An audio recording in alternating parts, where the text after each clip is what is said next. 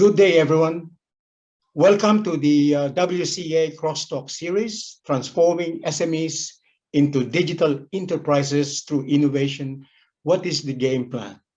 First, I would like to thank Bob Arseneau of Orleans Coffee in Louisiana, USA, who reminded me late last night to define for him the acronym SME.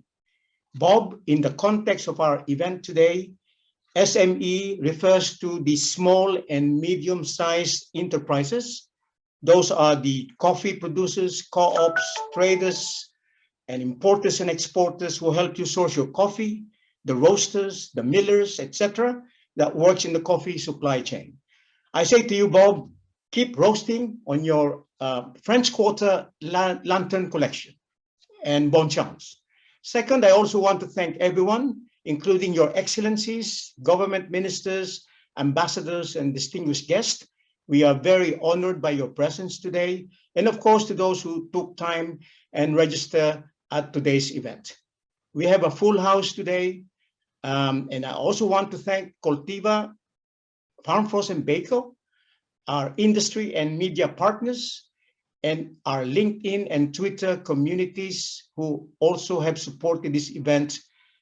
And we also would like, of course, to thank our keynote, inspirational speaker, our two moderators, and all of our distinguished panel speakers who will take part in today's conversation and debate. So just to give you the direction of today's travel, we have the agenda. As you can see, we will have a keynote from Coltiva, inspirational talk from Baco, two panels. Panel 1 to be moderated by Dr. Stefan Schwartz of Coffee Consulate, and panel 2 by Shara Baylis of Deloitte Consulting. So without further ado, let me introduce our keynote for today. Manfred Borer is the CEO of Coltiva. You will find his bio, like the rest of the other speakers, to save time on our website. Manfred, the floor is yours. Let's welcome Manfred, ladies and gentlemen, and please give him a warm welcome.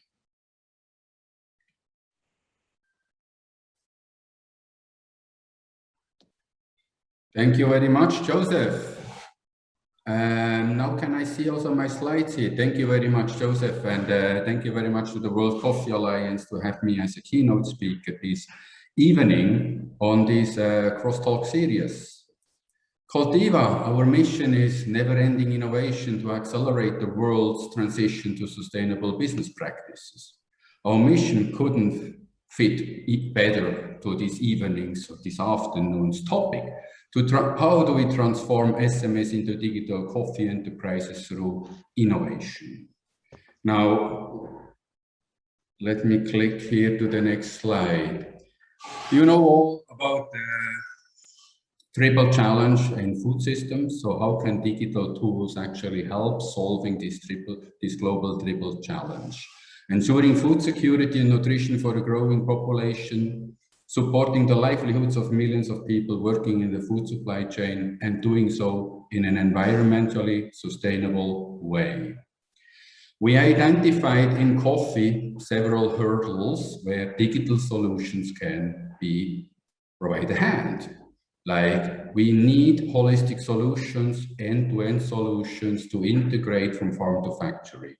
Digital solutions must be integrated to connect farmers to markets, access to finance, access to inputs, and especially access to knowledge.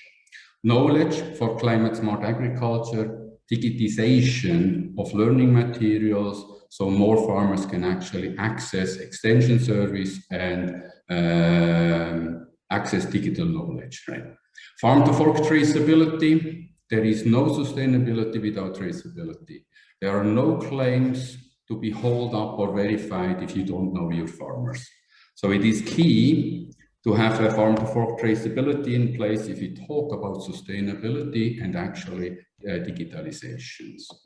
I wouldn't mention a lack of holistic solutions if we at Coltiva wouldn't have it actually. So we have adapted now the coffee trace application. It's a platform application end-to-end from farm to factory, but it also includes small medium enterprises providing inputs into the smallholder farms.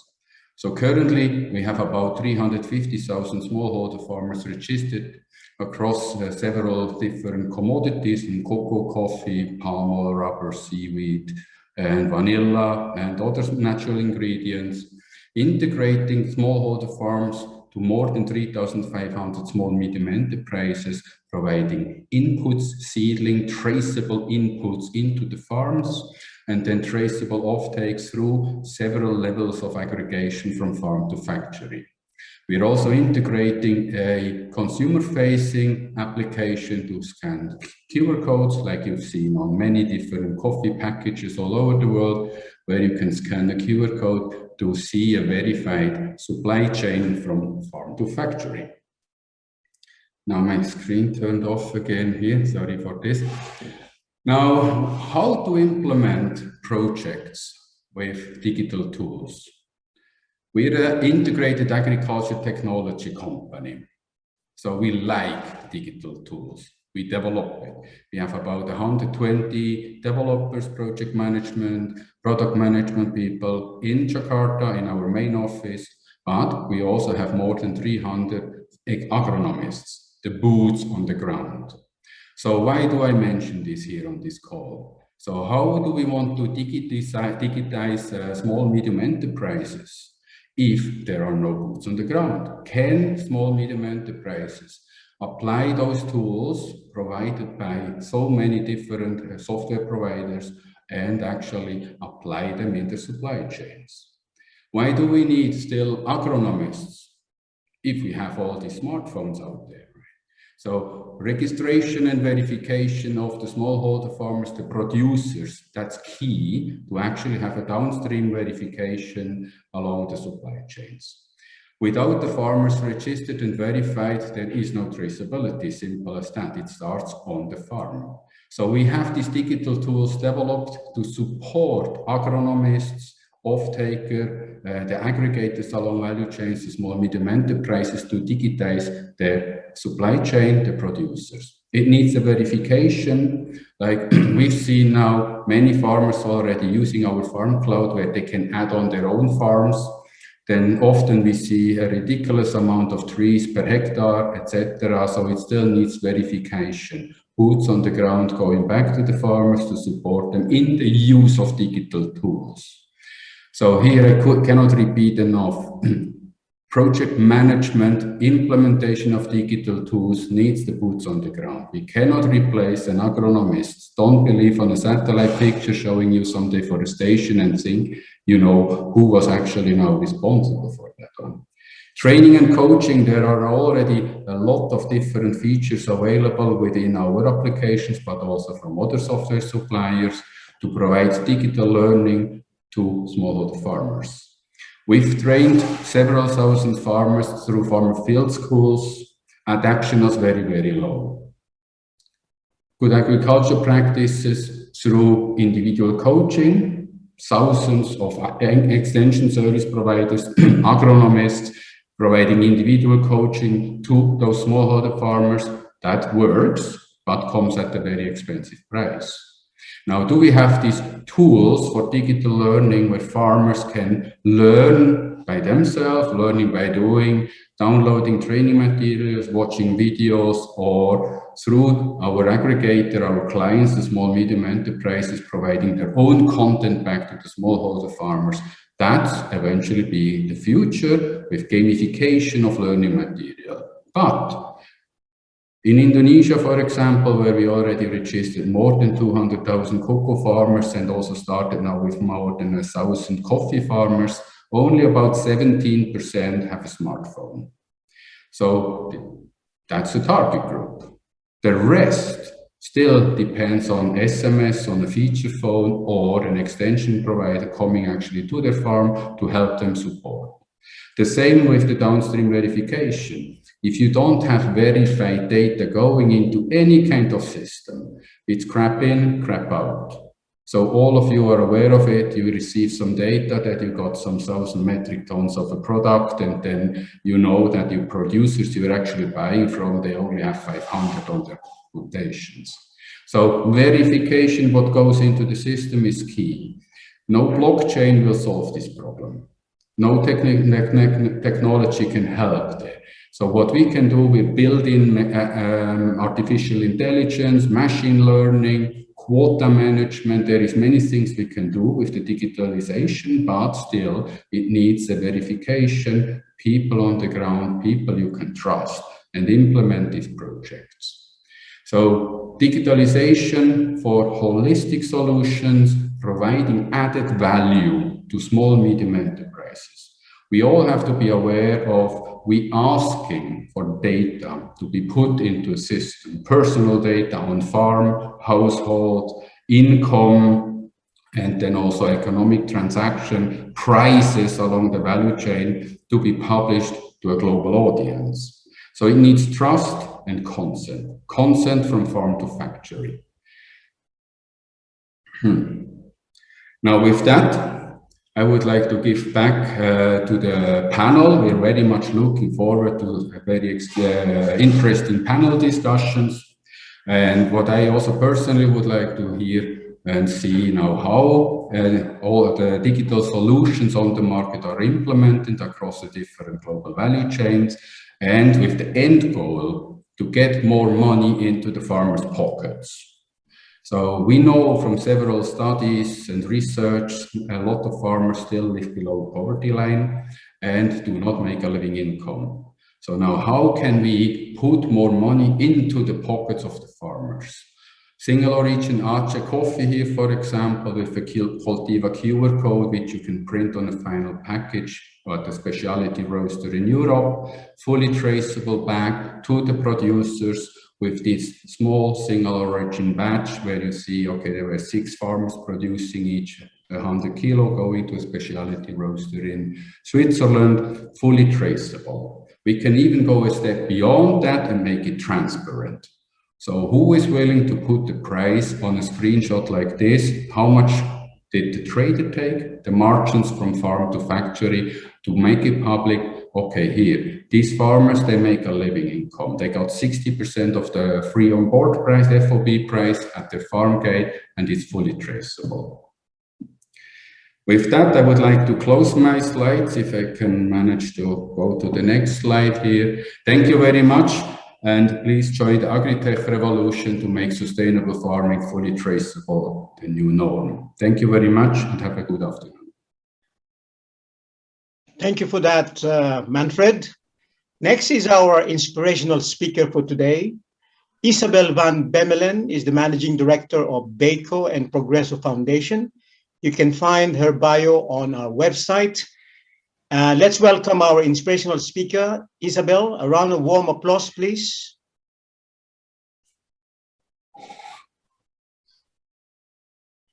Thank you for having me, Joseph, and good afternoon, everyone. It's an honor for me to be invited for an inspirational talk at such an important event. As we just heard, indeed, traceability is getting more important, but I think it actually will become the new standard. People are requesting more information about the products they consume. So also in coffee, we see this demand. Where's the coffee coming from? But even what is the price that has been paid to the producer? Digitalization can play an important role in providing this traceability. But I believe it's essential that it's not just about traceability. It should provide support for the farmers and their organizations and the challenges they face. From my experience in coffee finance at the world's largest food and agri bank, I found that lack of access to markets and finance is what is most challenging for coffee farmers and their organizations. That's why we have developed BACO, Beyond Coffee Platform, as Progresso Foundation, a Dutch NGO based in Amsterdam. BACO is a blockchain-based trading platform that was launched in 2018 to facilitate access to markets and finance, meanwhile providing traceability. At Progresso Foundation, we always look from the perspective of the farmer and their organizations. For the last 23 years, we have been active in Africa, Latin America, and Asia to support and train coffee producer organizations to become more professional businesses. We do this by combining training and support on financial literacy, crisis management, writing credit applications together with the producer organization, but also with on-the-ground support on productivity, quality improvements, and activities to become more climate resilient. In combination with our BECO platform, we facilitate access to markets and finance digitally. And with Progresso Fund, we finance small ticket sizes for producer organizations that do not have access to finance yet. And we connect them to social letters for bigger loans. These are some examples of our work, and it combines the three components of support, BECO platform, and finance.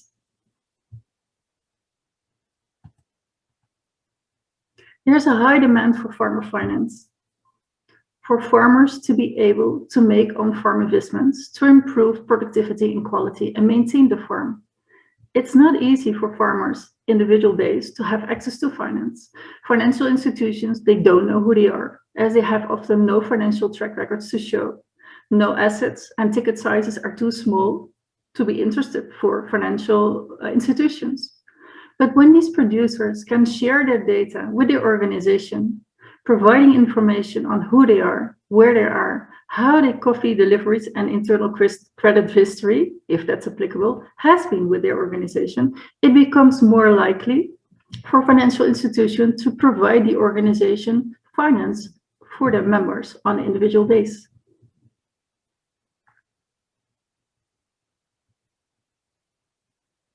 BECO combines access to markets with finance, and meanwhile, it can be used to provide traceability. If both parties agree, after signing a contract online, they can share limited contract details on the public page of the platform.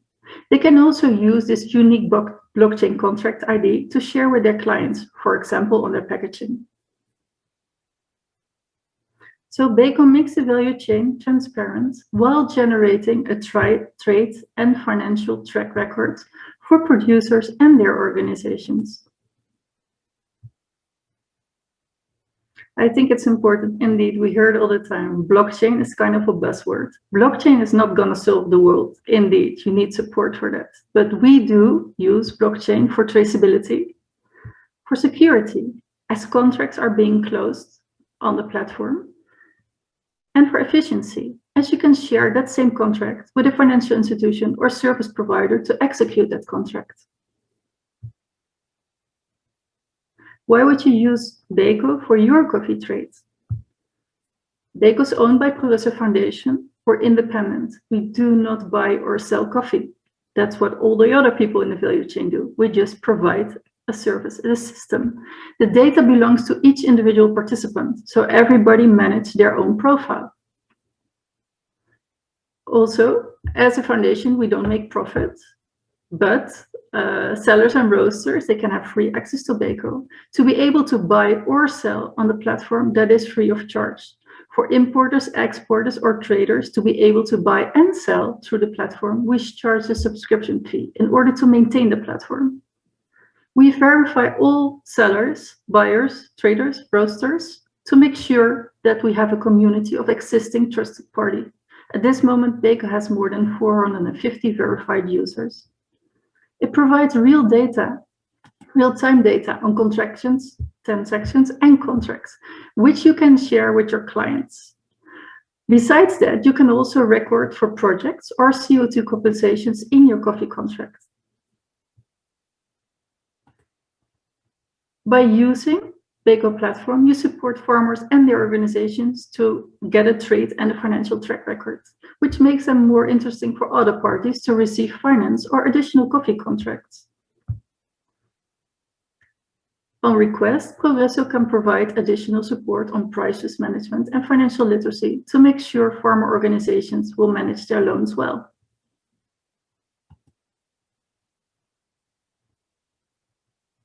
BECO is made for the coffee value chain to confirm existing relationships and attract new ones. The platform generates efficiency and creates insight and understanding for different participants, which leads to decreased risk and shared value.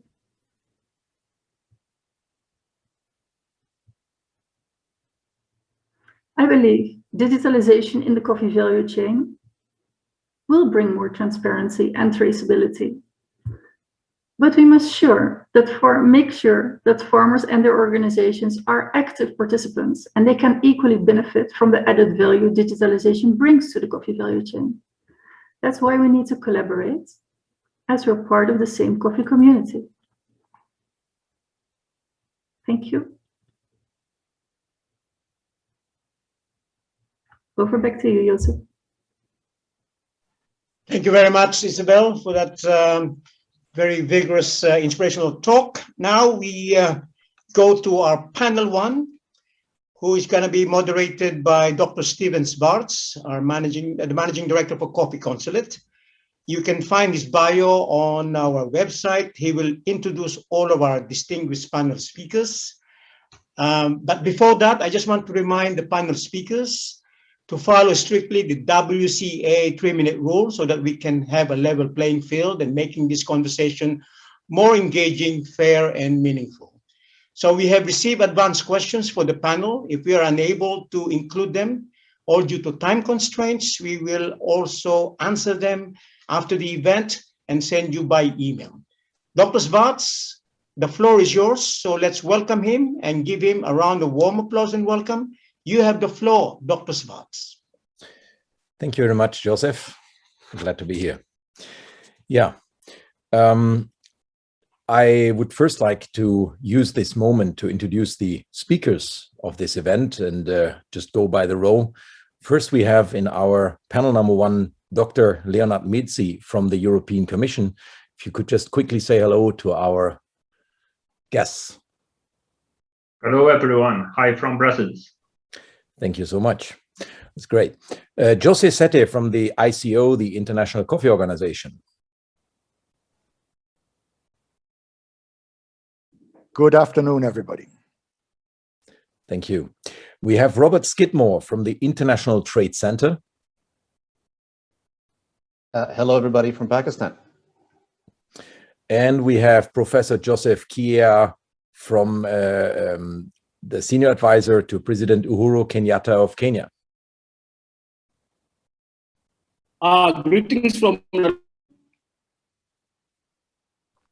And last but not least, Ms. Lucy Jingjia Fu from the China Coffee Association. Hello, everybody. I'm honored to be here. Thank you all for this quick hello. So let's directly start and not lose any time here on this fantastic event. The question number one that will now be answered by all of our speakers within 3 minutes is, what is your organization doing, if any, about digital transformation to help smallhold farmers and SMEs, which include co-ops, roasters, traders, importers, and exporters? Why are you doing it, and is it inevitable? Dr. Leonard Mizzi, would you like to start the conversation?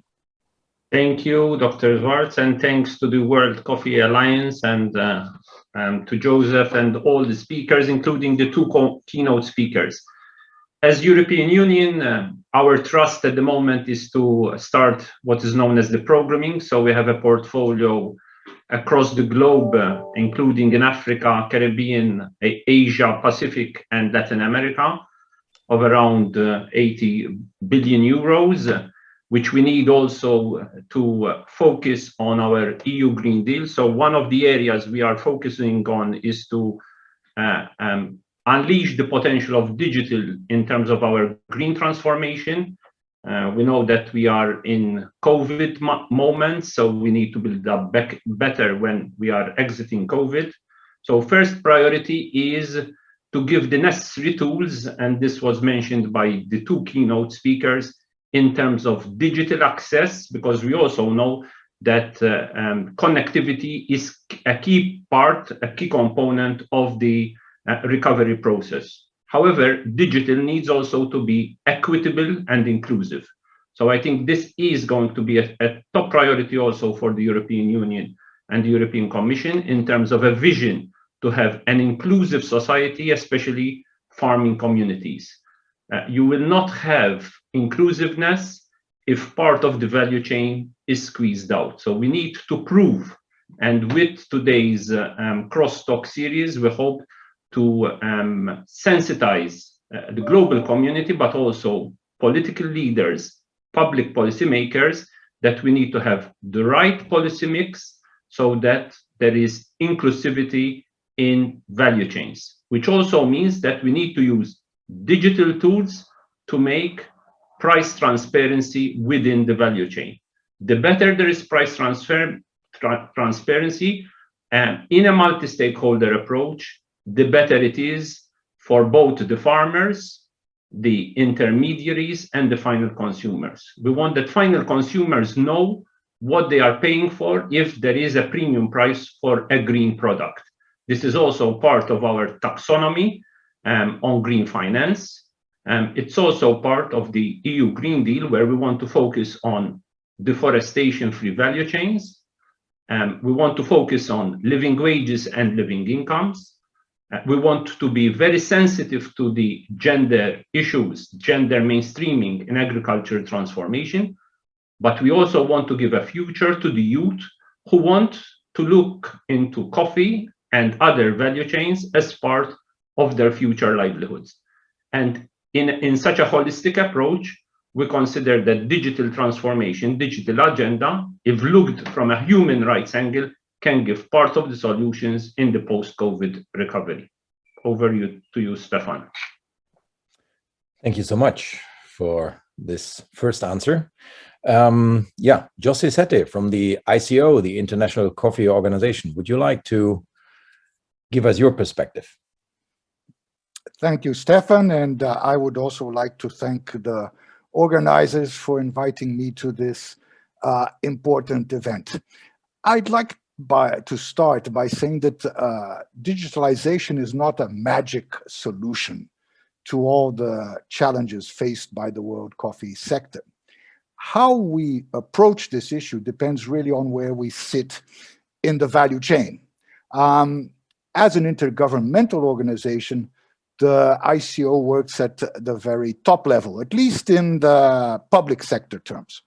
The ICO's membership are the governments that represent 98% of world coffee production and about 2/3 of world consumption. So we provide a unique forum for the global coffee community, especially at the public sector level.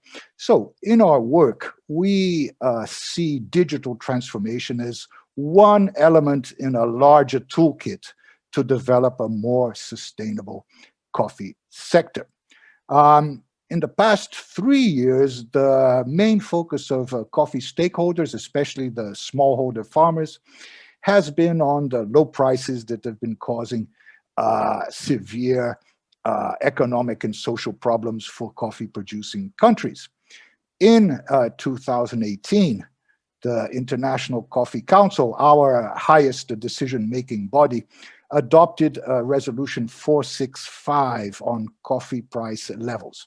And this gave us as an organization a strong mandate and an active role to play in establishing a dialogue with the private sector on how to address the crisis and achieve a sustainable world coffee economy.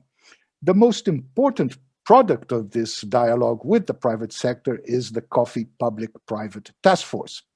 It includes important public sector representatives, basically ICO members, and major private sector stakeholders such as Nestlé, JDE, and Starbucks. The task force is responsible for drawing up a roadmap and recommending further actions on price levels and volatility, as well as on long-term sustainability. Now, digitalization is an important part of the work of the task force. Although the task force is still in its infancy, it has developed important guidelines for the use of data, which can be applied with the necessary adjustments in many stages of the coffee value chain. And these 7 guidelines are, first, to apply basic universal standards that balance simplicity with reasonable scientific rigor. Second is to align with existing best practices, not to reinvent the wheel and start everything over again. Third, and I think Manfred already mentioned this, data is personal and is owned by producers and others who provide it. Fourth, we receive data from national governments after the data is anonymized and aggregated. So the identification of individuals is impossible. Fifth guideline is that participating origins receive capacity building to help them manage data and ensure reasonable standardization. Six is to establish simple, independent validation processes to ensure credible data. And seventh is to have clear guidelines on how data is to be used and presented. So we are working on this very macro level to engage more closely with the private sector. And these are some thoughts that we have on how to make best use of data, as well as a very brief introduction to the work of the International Coffee Organization. Thank you. Thank you so much. We've been a little bit over time here because we want to stay in 3 minutes. Okay, so let's go to Robert Skidmore from the International Trade Center to get another perspective. Thanks a lot, Stefan. First of all, thanks a lot for having me. Great to be here and also to listen to the distinguished colleagues. I'm going to learn a lot more than probably I'm going to be teaching today. First of all, I want to take a little bit of your time to make a plug. You all may be aware that the ITC, the International Trade Center where I work, we produce a coffee exporter's guide, which is a kind of encyclopedia of all the elements somebody needs to know to be in the coffee trade. We're updating it and we're going to release it on the 1st of October on World Coffee Day. And there's a chapter on digitalization. And developing it, we've had 70 partners. We've had an amazing outpouring of people working with us as part of our Alliances for Action program. And I encourage you all, it'll be a free resource, and I encourage you all to take advantage. I think there's going to be some great stuff in there. So in answer to the question of, we do believe digitalization is inevitable, but most of the small companies we work with aren't yet digitalized. So they are still working a lot like they used to. We see a lot of paper, a lot of files, a lot of notebooks. But we are working with them to think through different ways they can connect to these, to this technology, because it's not inevitable until it is, and suddenly they will be hit by this wave. So I'll give you a couple of examples, and I think your speakers at the beginning kind of indicated the things that we are doing. So one of them is, we think digitalization has the potential to decommoditize coffee and commoditize everybody in between. So we think it has the potential for the farmer or the exporter to own the relationship with the customer where all the value is. And so, but however, there's very few examples of people exporting a roasted coffee, for instance, out of Africa, where we do a lot of our work. So we've created a farm to home site trying to show the business model for exporting roasted coffee and how they can capture that value at origin and capture the relationship with the customer. So we're helping SMEs to think about how they can do this through e-commerce channels. And of course, COVID has skyrocketed the trust in this channel. So a second one is coffee auctions. So we see these digital auctions somehow starting to substitute for trade shows in some elements and other ways people sell. And I think they're a great, we're doing several in East Africa with European Union funding. And these we do with a company called Sensible Development. This is a great way for people to discover coffees and for small, medium enterprises to get the relationship directly with buyers. So we really like that. It's challenging for the small company, the manager, because they're not yet prepared. So there's a lot of work there. We're doing some work on traceability, like your original speakers talked about. So we're helping SMEs understand how to use these systems and bring them into their regular routines. And this is really experimental. Most of them don't use this technology yet. So they really have to open up a much closer relationship with their producers, and they need to be much more agile in a way. So there's a lot of training there. We're also, however they want to sell these days, they have to have digital presence. And so we're also working with these companies to have an online presence and to be visible online. That's really essential. So those are a couple of the things. I've got lots more to say, but I think Stefan's given me the high sign. So let me leave it there, and I'm happy to come back in at any time. Thank you so much. And Thank you. Let's continue with Professor Joseph Kier from Kenya and his perspective. Thank you very much, Stephanie. Let me also join the other distinguished panelists to really pay special tribute for having been invited in this important occasion.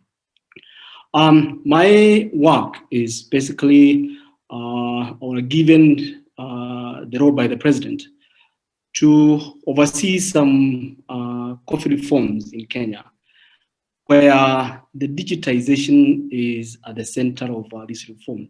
So with your permission, I would like to contextualize this in the Kenyan historical production of coffee. Like most of developing countries, the coffee production in Kenya has been on declining since the late 1980s, when Kenya reached at the apex of annual production of 130 metric tons to an average of about 40,000 metric tons today. This is attributable to a host of interrelated complex problems, including inefficient input markets, inadequate or lack protection of property rights of the farmer of their coffee, and also the information asymmetry along the value chain. To revert this, the government has adopted a cost reduction turnaround strategy aimed at increasing production of high quality coffee in order to increase the farmers' income. The implementation of the strategy rests on a policy and legal imperative of digitalization of the coffee value chain. This legal mandate has incentivized private actors to invest and to develop a digital platform with a proven functionality result of increased transparency, traceability, and efficient payment. This easy conceptualization and the development of the digital platform has been facilitated by the deliberate, transformative investment of the Kenyan government on reducing the digital transform infrastructure gap, as evidenced by the globally celebrated the mobile money transfer, popularly known as M-Pesa, and also attesting to the fact that the smartphone penetration rate in Kenya is among the highest in the world. Whereas the digital transformation is not a panacea of resolving the global coffee problem, it is indeed a policy choice that the coffee producing country like Kenya should make to internalize the production cost of their respective coffee value chain. And like I said earlier on, my role as the chairman of the Coffee Subsector Reform Implementation Standing Committee is to oversee these reforms, which again rest on the digital transformation as one of the key pillars. Thank you. Thank you so much. And let's just rush in and continue to Mrs. Lucy Jingjia Fu from the Chinese Coffee Association and her perspective. First, I should thanks to World Coffee Alliance to invite me be here, and I'm very grateful to have a meeting with all these experts. Okay, in China, the digitalization is very popular and mature in coffee industry. Despite the growing area, the coffee industry is basically located in more developed cities. So this is the best place for the information and the digital service there. So this is a very benefit. The developed city benefits coffee shops and companies to get easy digital service, especially after COVID-19 the digital transformation have grown widely through the public digital platforms such as WeChat, Taobao, TikTok, and Kuaishou, and so on.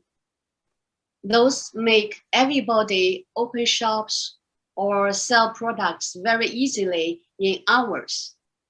This is due to the state policies, which is overall coordination, construction and sharing, as well as the early digital layout of the transportation system. The digital transformation of coffee growing area is also processing digitalization very rapidly, because as everybody knows, the Yunnan province grow coffee in China, and it's very the transportation to the upside is very advanced. The system, the logistic system is advanced. So many small farmers are able to reach customers through digital channels. In China, everybody have a mobile, sometimes even have 2 mobiles. So it's easily to access digital channels. The coffee trading companies have gradually increased the domestic sales through the public digital platform. What our association needs to do is to help small and medium-sized enterprises break the barriers of purchasing coffee beans and human resources supplying through digital transformation. We are on the way to establish digital coffee management center for better service for coffee industry. Okay, Stephen. Thank you so much. And let's just rush to our second question that has been very interesting. So question number 2, how do we ensure that the smallholder farmers and SMEs benefit from digital transformation? And at the same time, how do we address the problem of increasing the digital divide? Once again, I would like to start with Dr. Leonard Mizzi from the European Commission. Thank you, Stefan. Yes, digital divide, very critical, because if we don't address the digital divide, we will create even more inequalities. So a number of speakers also in this last round spoke about smart policies, good policies. So first of all, there needs to be the framework conditions, the regulatory framework to give access to the information, access to the infrastructure, to the basic infrastructure, the digital backbone. We speak a lot about mobile connectivity, and in a number of countries, especially in Eastern Africa, but across the African continent, digital connectivity through mobile telephony is key, but this is not sufficient necessarily. We speak now about artificial intelligence and blockchains, but I think this event should show what the potential of blockchains and artificial intelligence and access to data and data privacy. We're discussing the issue of privacy of data, access to data at the G20 declaration of Matera, which will be discussed next week. And there is sensitivity on data privacy and data access, and how also small farm holders should access and have access to that data, not be a bit more vulnerable by data. This will also be discussed in the UN Food System Summit, because if small farm holders, those who don't have the human rights, or indigenous populations, don't have access even to the basics in terms of regulatory enforcement, they would be at the mercy also of the various operators. And I think the focus should be also on quality and value addition. If we don't, and this was mentioned about decommoditization of coffee, if we don't add value, if we don't add quality, The risk is that there will be a spiraling of poverty, because we still hear of stories that they produce and they can barely earn a living. This needs to be done in a holistic way, looking into access to water and sanitation, access to education, access to skills. So as long as this is done in a regulatory and good public policy, then the digital divide can be accessed. But this has to be done holistically, and it's important that national governments prioritize this in a national strategy, not only embedding digital, but embedding digital in a human rights angle. Over to you. Thank you so much. So let's just continue again with Josie Sette from the ICO, the International Coffee Organization. Thank you, Stefan. I think my intervention will complement the intervention of Dr. Mitzi right now. He talked a lot about the public sector aspects, and now, although we are mainly a public sector organization, I want to talk a little about how the private sector can speed up digitalization in coffee. But first, let's remember that digitalization is not a means to an end. It is a means to an end. It's not an end in itself. Although we've seen many proposals for digital initiatives of various types, they promise a lot, but at this stage, they have not yet fulfilled all of their promises or delivered at scale. But before criticizing, let's look at some of the positive aspects of digitalization. We have a tendency to take for granted what is already installed, what is already in the here and now, but the underlying changes are slow and important. Let me give you two examples. First is the digitalization and improved communication have greatly reduced the asymmetry of information. When I was born, it was easy for traders to make a killing in Brazilian coffee because they had the contacts. When coffee there at that time was grown in the south of the country and was susceptible, vulnerable to frosts, and the big traders had networks of ham radios because telephones were very primitive at the time, and were able to take advantage of any frost and buy up coffee in in other parts of the country when there was a frost in Paraná. Now, I compare this with today's situation where farmers have mobile phones and have easy access to information. The second positive example I'd like to bring up is the question of resilience during this pandemic. We have seen that technology, especially Zoom, has helped maintain all of us connected. So this is a very recent development, and if the pandemic had happened, I don't know, 10, 15 years ago, I'm not sure where we would stand right now. What are the challenges? How do we apply technology to shorten the distance between farmers and consumers? Robert Skidmore has already referred to the question of direct trade and e-commerce. I think the pandemic paradoxically has helped this. It has made people move online much faster than they would otherwise. Second is traceability. The third is more transparent documentation of value within the global value chain.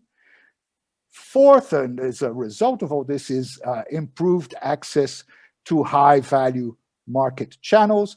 And fifth, Manfred also touched upon this, we are starting to see digital platforms that can enable producers to meet buyers and exporters and engage in contracts more easily. These are some important areas that we need to explore. There is no one-size-fits-all solution, but digitalization can be an important tool to overcome some of the challenges we face. I'm optimistic about greater rates of absorption. Thank you.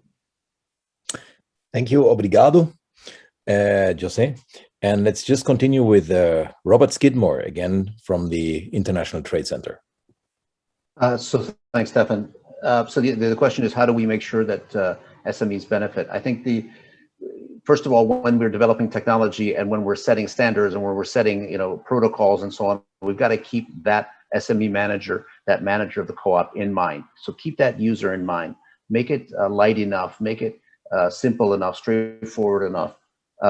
Second, I think we work with a lot of tech sector digital entrepreneurs who are building technologies that work in these areas and that are cheap and good. And so let's find ways, at least that's what we're doing, to connect those entrepreneurs with the challenges that we're talking about. I think that there's a lot there. Third, for us, we have to work in partnership. I know everybody says it, but I just have to reemphasize it. So we work in alliances with the buyers, with the roasters, with the traders, and with all those in between to develop systems that can manage this complex issue. So ITC alone, of course, we're not going to be able to do it. The SME alone is not going to be able to do it. So we have to develop these alliances, and it takes a lot of time to animate and build trust and build these alliances. So I support what Jose is saying with what the ICO is doing. This is a lot of hard work to get people to work together, but the problems are complex, and we need to design them for the SMEs. The last is, a lot of our work is training, familiarizing, supporting these SMEs and these farmer groups to understand and use the stuff. So there's still a lot of work in that area. I think one of our opening speakers mentioned it. So digitalization can help us do it remotely. So we're doing a coaching of SMEs remotely, which has helped a lot. We're able to do distance learning. So there are different ways we can do it digitally.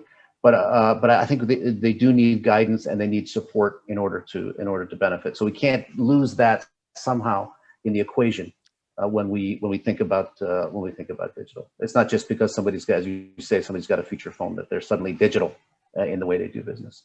So back over to you, Stefan. Thanks. Thank you so much. And again, over to Professor Joseph Kiea from Kenya and his perspective. Thank you very much. There are two issues that I would like to highlight here. The first one is to emphasize that the basic principle under which the ongoing reform that has been carried by the government is predicated on a very, very important legal principle, that the property rights of coffee belongs to the farmer. This is a major policy shift paradigm, in the sense that most of our initial policies were predicated on the assumption that the coffee is grown on the south and consumed in the north. So our vision is to ensure that the farmer can be able to track their coffee all the way up to when the sale has been concluded and the property rights have been transferred. The uniqueness about the Kenyan case is that the farmer literally ensures everybody along the value chain. They pay for the cooperative societies, who are the aggregators.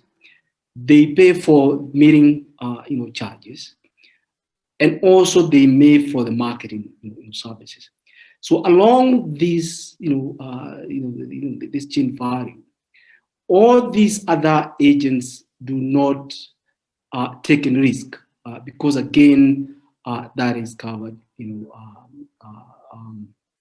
by the farmer. What we had to struggle with, and we had to come to a compromise, it's one thing now to really give the absolute protection of the property rights to the coffee farmer until that property rights is transferred legally.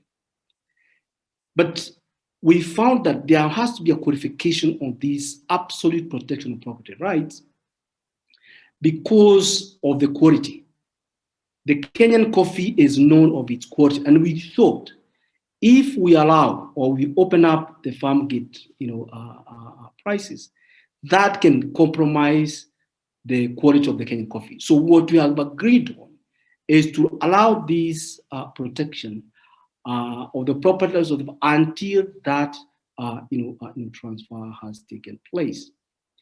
In terms of the digital divide, I think we all agree that SMEs or the government or the private entities should not be in the business of providing this digital platform. They have to, however, provide incentive for the SME and other private players to come in. And that's basically what the Kenyan government has done. We have invested very heavily on the digital transformation infrastructure, the internet, the use of technology, and that has made it very, very easy. Like I said in my open statement, there is already some SMEs who have really developed some of these digital platforms, which are very practical, and there are some societies, coffee cooperative societies, who have started using. So in terms of the digital divide, I all agree that the government has to provide the policy space as well as the infrastructure to make it easy for SMEs to come in. Thank you. Thank you so much. And just back again to Mrs. Lucy Jingjia Fu, back to China. Okay. Just the benefits of digitalization, I think the experts has already give a very good statement.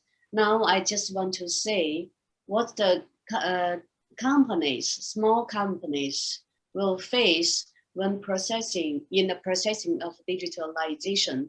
And I think the very important role that the government should play in this digitalization progress. And the plan of digital development of the company, I think mainly they have three. And first, I think they have the cost of digitalization, digital transformation is too high. That's the company unable to transfer the lack of money. And the next one is the company lack of the professions and technicians for digitalization. So they are not to transfer. And third, the decision maker in the enterprises are unclear about digital transformations strategy. So I'm willing to transfer. That's why I said the government or the public or the private sector, the public organizations will play the very important role in helping the enterprises to get the digitalization of technology and to launch the policy, the capitalization of data. And the digitalization of technology includes business digitization and application, scene-oriented, and process automatically the sensor and link them together for operating. And for the government to help this and should give some subsidies to help the companies. And if the digital can be capitalized as the asset of the company, then entrepreneurs will be willing to study digitalization because the data can be buy and sell. Okay, Stephen. Thank you so much, all.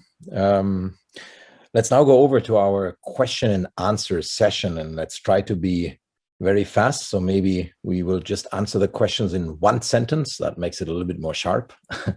We get the first question in here from Jérôme Brookman. I hope I pronounced that right, correct. It's not so easy with all the international names here. Okay, question. In digitalization of the coffee industry, the pressure seems to lie on demanding full transparency from producers. Shouldn't we be much more aggressive towards the responsibility of importers and roasters on demanding more traceability, transparency, and responsibility here? Shouldn't the conversation shift more towards politics and government legislations to limit or even prohibit the import of dirty goods of which the origin the least is known? I just open the floor to everyone here. Stefan, Please. maybe Yes. our Kenyan colleague, go ahead, and then I can speak after you. Okay, I think that's a very good question, which I think really poses a dilemma that the producing countries are facing. Like I said, I don't know, the coffee is produced in the South. These mostly developing countries, and most of them don't have any economic power in terms of the pricing. They are price takers. So consequently, the easiest way these countries can do is to work on their internal efficiency. But I think I agree with the question that the demand side has also, someone has to rein on the demand side and asking for the same responsibility in terms of how the pricing is done. Mind you, like in the Kenyan case, we have our what you call a monopoly problem. Our coffee is bought by very few people, two in particular. So meaning those monopolistic tendencies have a say in terms of how the price is concerned. Thank you. Thank you so much. And just back over to Dr. Leonard Midzi. Yes, Stefan, and this is an important question. How do you reconcile voluntary approaches? And many agricultural value chains still have a voluntary approach or a regulatory legalistic approach. And this is also what the European Union will table in two important areas after summer, one on due diligence and one on deforestation-free value chains, where a regulatory approach is going to be proposed with clear timelines, because we don't want to squeeze out operators from the value chain. But if we want to have a human rights approach with issues around social, environmental sensitivities, in terms of traceability, in terms of unfair trading practices, then we also know that a pure voluntary approach will not do the trick. It has to be, however, a precondition to be done in close collaboration with the partner countries in a multi-stakeholder approach. There is no quick fix because unfair trading practices will happen. And if we don't want unfair trading practices to happen, we need also to strengthen small farmers' organizations and cooperatives. Otherwise, they will always be squeezed out. The big players out there are so big that it will be the weakest link which will pay the price. Then the question is the willingness to pay of consumers to pay an extra price for quality, for value addition, but also more importantly for social and environmental standards. That's a question that we are asking for cocoa, and we hope that we will do it also for other value chains, including coffee. What is the willingness to pay for that extra dimension of social, environmental standard setting? Are European consumers, American consumers, Chinese consumers willing to pay extra high premium prices for that sustainability? So that is also important. And we are trying to nudge between a voluntary approach, but maybe a regulatory approach is also important. Over to you, Stefan. Thank you. And I see that Robert Skidmore would like also to comment on that question. Sure. So we, through our sustainability, a Trade for Sustainable Development program, we do a lot of work with voluntary standards. And I think what Dr. Mitzi said really resonates. So we do a lot of work on this. It's advancing slowly, and most coffee still doesn't have these characteristics, right? It's still not up to the level we want it to be. It's moving too slow. I personally am in favor of also a regulatory approach. I don't see how we move things along only with a voluntary approach. I think a combination of the two, with the voluntary approach being on the top, the voluntary approach being complementary, could really have a huge impact. And I'm completely supportive of these multi-stakeholder processes. That's what I mentioned. We really have to, all of us have to invest a lot of time animating and being in these processes in order to make sure there's a fair solution. Thank you. Jose, I see you already moving. Oh, yes, and muted. Yes, trying to talk while muted. Go ahead. I think I would agree with the two preceding speakers. Regulation by itself is not the solution, and voluntary action by itself is also not the solution. We have to find some kind of a smart mix in the middle. Now, I just want to share with you part of my experience. I think I must be one of the few people here who lived through the quota times and when the ICO was a market regulator. And although some people have nostalgia for that time, frankly, I have no nostalgia at all. I think whatever positive elements the quota system had were outweighed by the deficiencies, by the corruption involved. And I think today the coffee market is much healthier. But as we have seen, this health, these riches are not evenly distributed, and we need to think about ways to be more inclusive with this smart mix of regulation and voluntary action. Thank you. Excellent. Lucy, would you also like to comment on that question? Yeah, just very shortly. Just now, I'm very agree with Isabel, what she said. I think that the blockchain system and for one sector of coffee industry is still have to have the traders and farmers, have the farmers, and I think that for sustainability, the buyers, purchasers for the developed country should always waiting for the good qualities and don't just give the measures to the growers. Stephen. Thank you. And let's hope we can all together put this through. And let's just rush to our second question, which comes from Stephen Baligeya from Kampala in Uganda. He asks, in Uganda, for example, the youth are the main users of digital tools, yet not involved in coffee farming, which contributes to almost 25 to 30% of the national GDP. What strategies are in place to bring on board the youth and extension officers to embrace digital coffee innovation? Maybe I would like to start here again with Dr. Mizzi, if that's a question for you. Stefan, we need to create 1 million jobs in Africa every month. That is the amount of young people entering the labor market.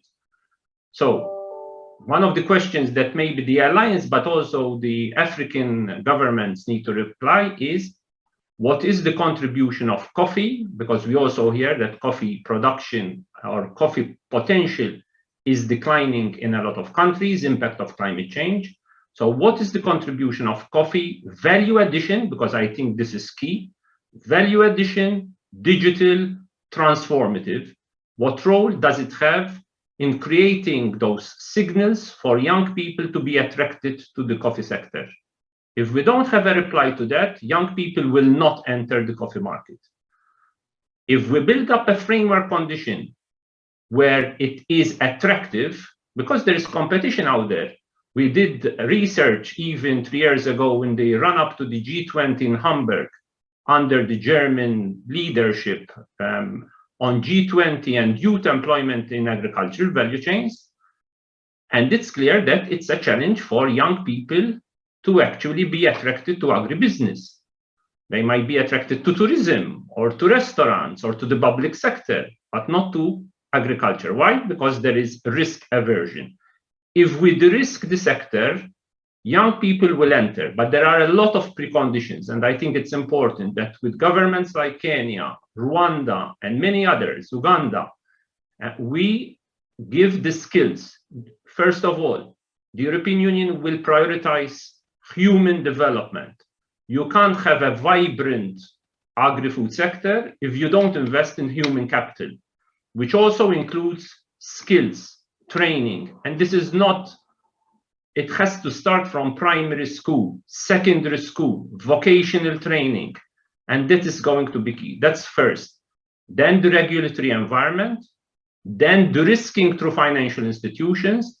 If we all have these framework conditions, young people will be attracted, and there is potential to also do a business in coffee. But it has to be a holistic strategy where also youth, women leaders are part of the multi-stakeholder approach at country level. This is critical.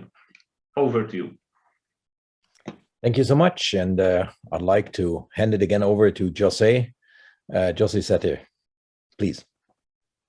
Thank you, Stefan. And it's funny that this question came from somebody in Kampala. The last time I was in Kampala, I was talking to my host, and I was remarking about the large number of motorcycles I saw on the streets. And what they told me is most of them are moto taxis, and that it is more attractive for young people to drive a motor taxi in a city than to stay in their hometown and grow coffee. So it is a genuine problem. It is not a problem that is restricted to coffee, but it is something that affects agriculture as a whole. On our part, we are very conscious of the need to involve youth better. That is why this question, the topic of youth, is our theme for this coffee year. And at the end of the year, we will publish the third edition of what we call the Coffee Development Report, which will be dedicated to the question of youth. Meanwhile, we are arranging some activities around the meeting of the G20 in Italy next month with the Young Ambassador Society, I think it's called, the young people. And the question of youth engagement is also the theme of our International Coffee Day campaign this year. So we are acutely aware of this issue. Thank you. Thank you so much, Jose. And right over to Robert. Robert Skidmore, please. Sure. I think the actual number of jobs in production is probably going to go down. But there are ways to get youth more interested. I think there's a serious perception issue versus an actual issue. People think if they go to the city and do certain things, they'll be richer, they'll have a better life. And I think when we actually are able to communicate the kinds of returns you can get in coffee and in other agribusiness, you can actually convince them that it's actually a good deal. And so we do hear of some going back into. We know we've got in some of the African countries where we work, there's a generational issue. So a lot of folks are hanging on to their coffee farms longer. So I think that will, the demographics of that will change. But I think there's tons of different ways that we can get youth involved in related industries. So baristas, we talked about technology, the whole quality chain. value addition, as Dr. Mitzi mentioned. So roasting, branding, all these great things. I think that those could be higher quality jobs. They could be more knowledge oriented types jobs. And I think there's some great examples of, to the extent we want to get youth into farming, there's some really cool examples of programs that have been done that we could potentially learn from. One I know in Cameroon, the local interprofessionnel brought in youth who could bring land, and they said, we'll do everything for you. For the first 3 years, we'll take care of you. We'll make you a coffee farmer if you can bring the land. And it's been extraordinarily successful. And I would love to, to see more examples of this kind of thing. Very practical, showing that it can be a good living, it can be a good life. But I think broadly, what we're thinking of is youth not in farming, but in many other areas of the chain. Back over to you, Stefan. Thank you so much. And back over to Professor Joseph Kiea in Kenya. You're the closest to the country. Thank you, Stefan. I think this is a very, very valid question. And I think this explains the weak intergeneration linkages on coffee across all most of African countries. Like in the Kenyan case, the average age of a coffee farmer is about 60 years of age. So for us, the sustainability of coffee, we don't have a choice. We have to have a strategy that addresses the youth. And I think, piggybacking what I think Dr. Mate said, it's just making coffee profitable. I mean, this is an economic choice that the youth have to really make. And in my opinion, digitization can be a way of de-risking the industry and hopefully creating incentive for the young people to join in. But in terms of a policy direction, we don't have a choice. Something has to be, something has to be developed very quickly. Thank you. Thank you so much. And last but not least, again, I'd like to ask Mrs. Lucy Jingjafu to have her comment on that question, please. Yes, yes, in African countries, the mobile is not as very. It's very. I think for some families, they are not, maybe only have one mobile, and just I think to encourage the farmers to go digital transformation, like everybody said, that's can check use, and it's just a very how to check a use, to use digital the channels, and they can just easily make videos and show to the world, and to contact with the outside of the country, and it's like make the coffee farms like the tourism sport, and attract customers to go to visit the coffee plantation. This is, for example, this and check the use to some program, like not just like a very academic stuff or science stuff.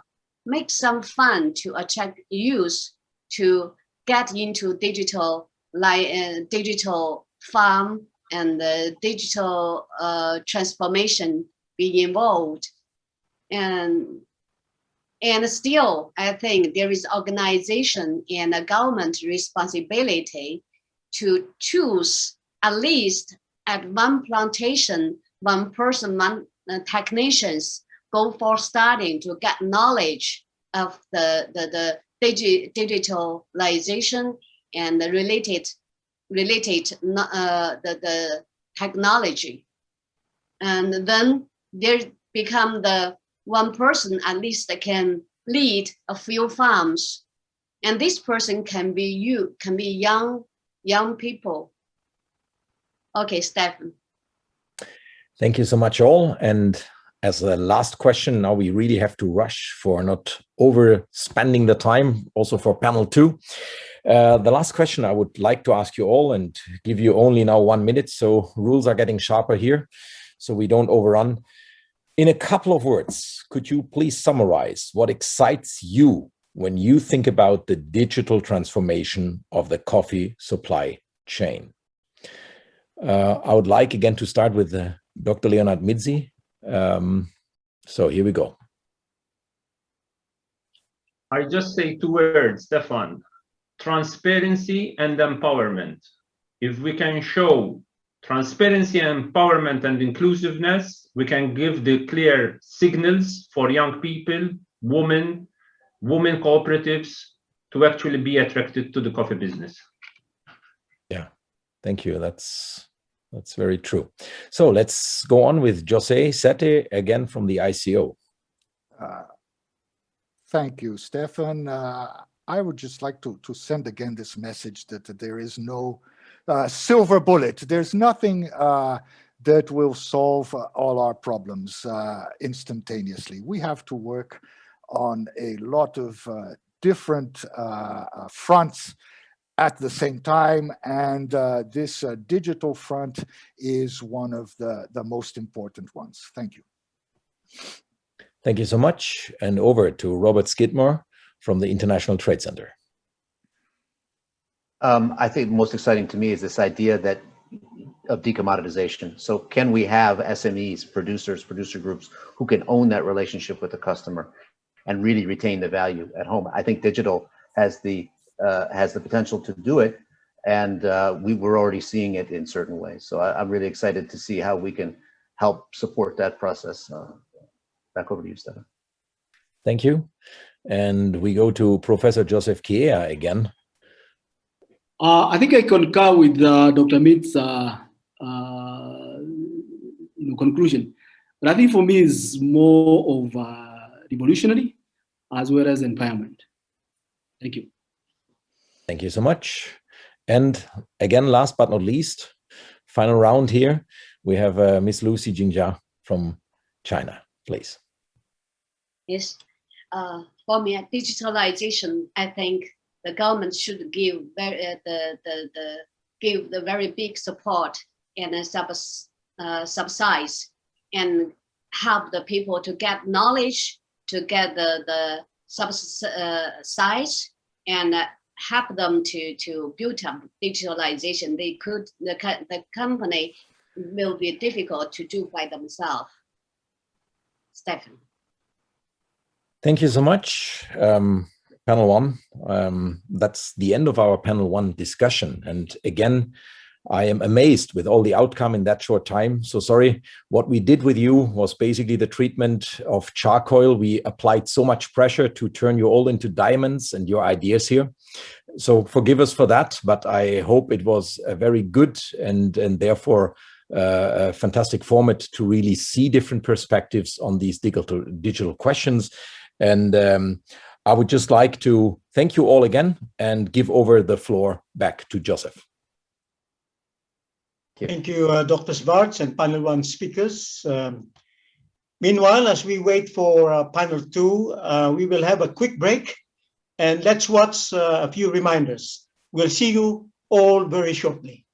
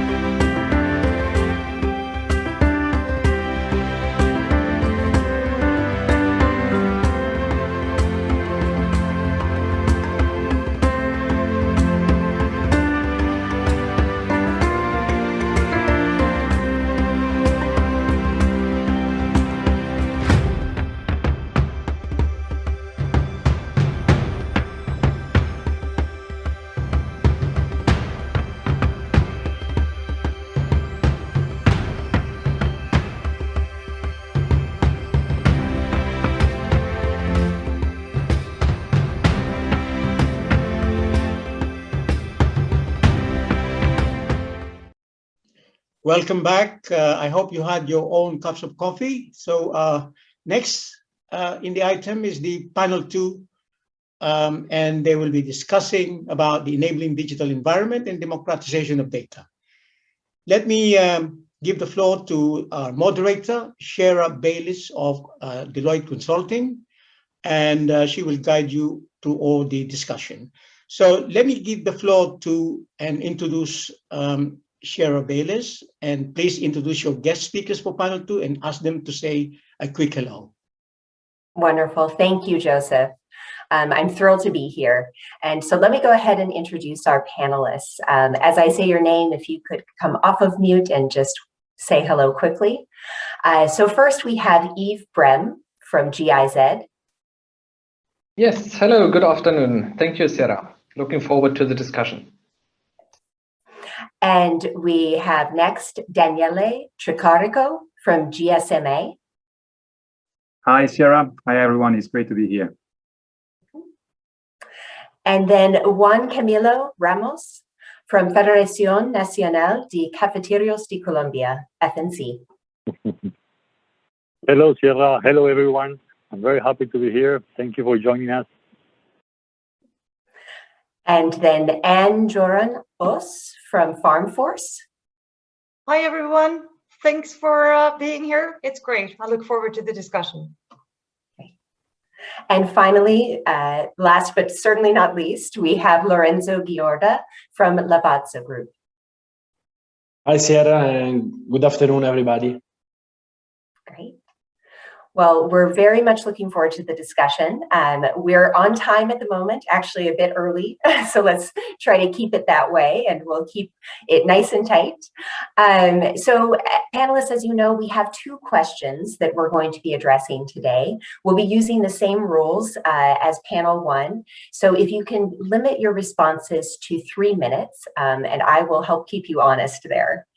So all right, let's dive on in. So our first question is, what role do political, social, economic, and technological enablers, such as political will, economic and social factors, and the use and prevalence of ICT, what role do these enablers play in the digital transformation of the coffee supply chain? And furthermore, how do these enablers potentially help accelerate the use of innovative technologies by smallholder farmers and encourage the creation of shared value? So there's a lot to cover there. Let's get started. I'd like to start with Yves. Yes, Sarah, thank you so much. Yes, well, first of all, it's not the question whether we want digital transformation or not. Use of smartphones, mobile subscriptions have been increasing dramatically in recent years. And with that, digital services have also been mushrooming. Hence, digital transformation is a fact, it's happening, but we need to ensure that it is inclusive and allows for a just participation and the creation of added value, particularly for smallholder farms. If we have a closer look, however, we see that digital transformation happens at different pace, and there's a risk of leaving population segments behind and creating or widening gaps. These gaps run between countries, regions, generations, sexes, between the rich and the poor, and between different education levels. Therefore, in order to be inclusive, we need to strive for low barrier accessibility to digital solutions. Let me highlight 3 aspects. A key enabler is infrastructure, from my point of view. Especially more remote areas lack access to electricity, mobile coverage, or internet connectivity, and also its affordability. It is governments that can take an enabling regulatory role by supporting the establishment of infrastructure, for example, by incentivizing mobile network operators to expand their coverage and offer affordable services. A second enabler is digital literacy and user skills. Farmers need to have a sufficient proficiency to use hardware and software. Here we generally have a great intergenerational and gender gap. So both public and private sectors can play an enabling role by including digitality in school and agricultural extension curricula, starting with training teachers and also extensionists as multipliers. A third enabler, from my point of view, relates to digital solutions themselves, their usefulness, usability, and their costing model. Their GIZ, for example, has endorsed the principles for digital development, extremely useful guiding principle for all digital activities. So, for example, principle number 1 says design with the user. So that means, does the solution meet the farmer's needs? Is it intuitive or too complex? Can it address even illiterate users? An iterative approach is crucial to safeguard acceptance. Second, who pays how much? Can it be scaled and reap economies of scale? So one answer can be digital platforms that bundle quality services as a, let's say, one-stop shop for farmers, operated by mobile network operators, by governments or supply chain actors. There's an interesting example in Kenya on DigiFarm, for example. Usage of open source and open data, reusing code, build interoperable solutions are further aspects that support accessibility and optimize costs. So the creation of shared value requires collaboration between governments, coffee stakeholders, and tech providers in terms of innovation, capacity building, and technology exchange. Wonderful. Thank you so much, Yves. I'm very interested to hear, Daniele, your perspective here. Yes, absolutely. I think when we look at technology enablers, building up on the points that Yves made just now, we need to think about the mobile infrastructure primarily. And when we think about the mobile infrastructure, really it's a question of access and connectivity. I like to distinguish between access and connectivity because when we look at access, we are really looking at smallholder farmers or coffee farmers that have access to basic 2G communication. So in that sense, access is pretty widespread. About 95% of people worldwide have a mobile signal. So there is already quite a lot that you can do on a 2G on a mobile network. In our experience at GSMA, we have learned many lessons on developing services on basic 2G feature phones, and to the point that Yves just made, through inclusive user-centric design, using basic mobile technology channels such as SMS and voice. There is a lot that you can do there. But then, of course, the best environment for innovation and for digital transformation is connectivity. And now connectivity is improving significantly across low to middle income countries. In sub-Saharan Africa, for example, 3G will represent about 58% of connections in 2025.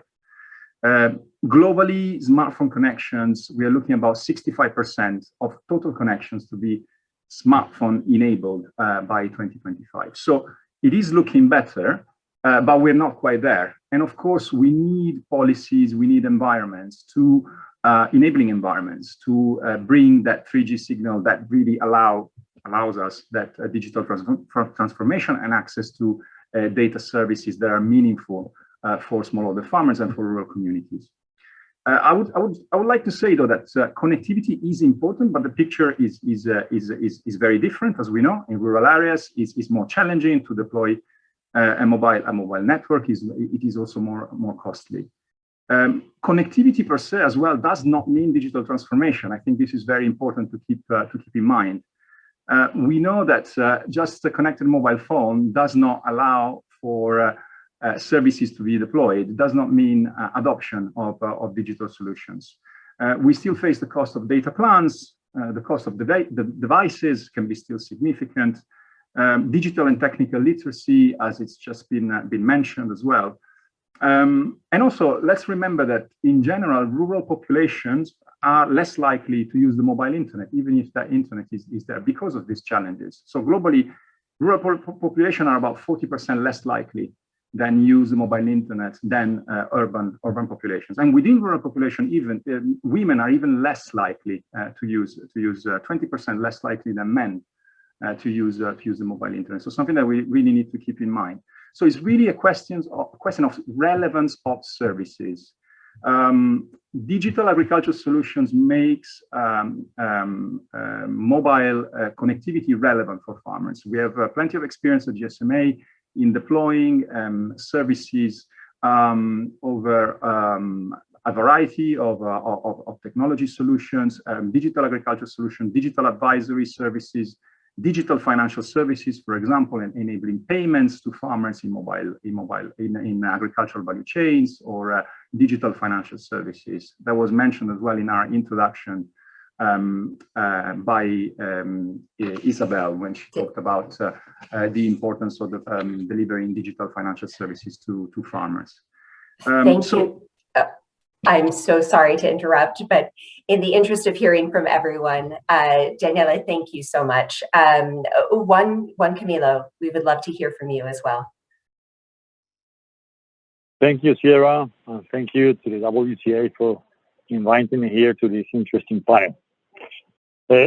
When I talk about digital transformation, I always like to make the emphasis on the transformation part.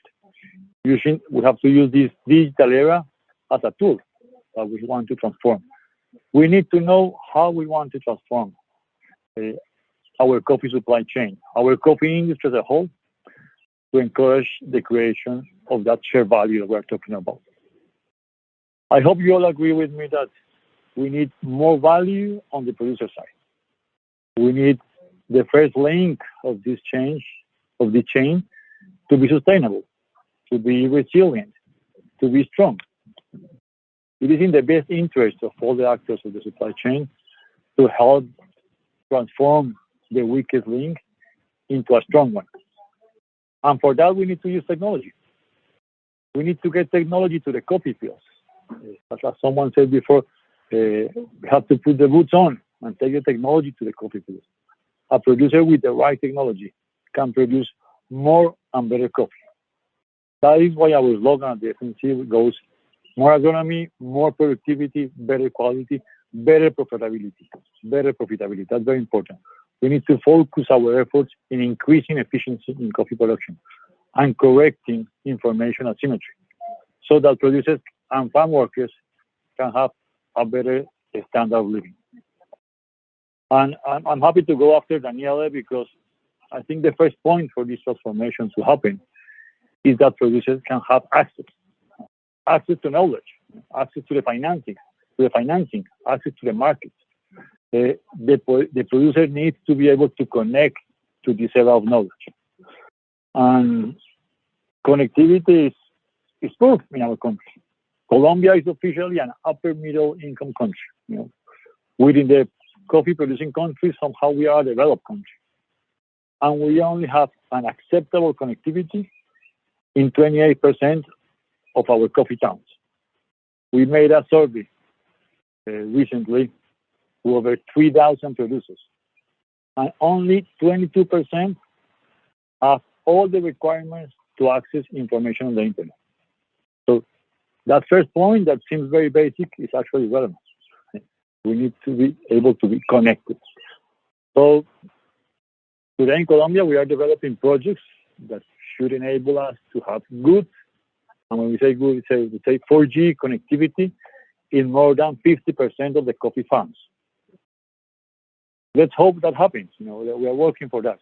And that would definitely be a transformation. All of us, and that's an important part of the question, all of us as stakeholders of the coffee supply chain must work together to give access to the first point of the supply chain. Coffee producers at the coffee farm have to have the access. If we achieve that, we will be starting the transformation of coffee production and thus of the coffee industry. So again, let's use digital to transform our coffee industry. Thank you so much, Juan Camilo. Anne, over to you. Thank you. First of all, I think the enablers are crucial for driving change.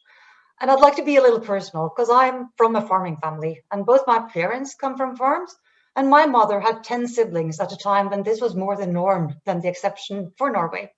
And she only had the minimum level of education, but yet she was able to hold in her mind the possibility that her daughter could have education and a life beyond the farm.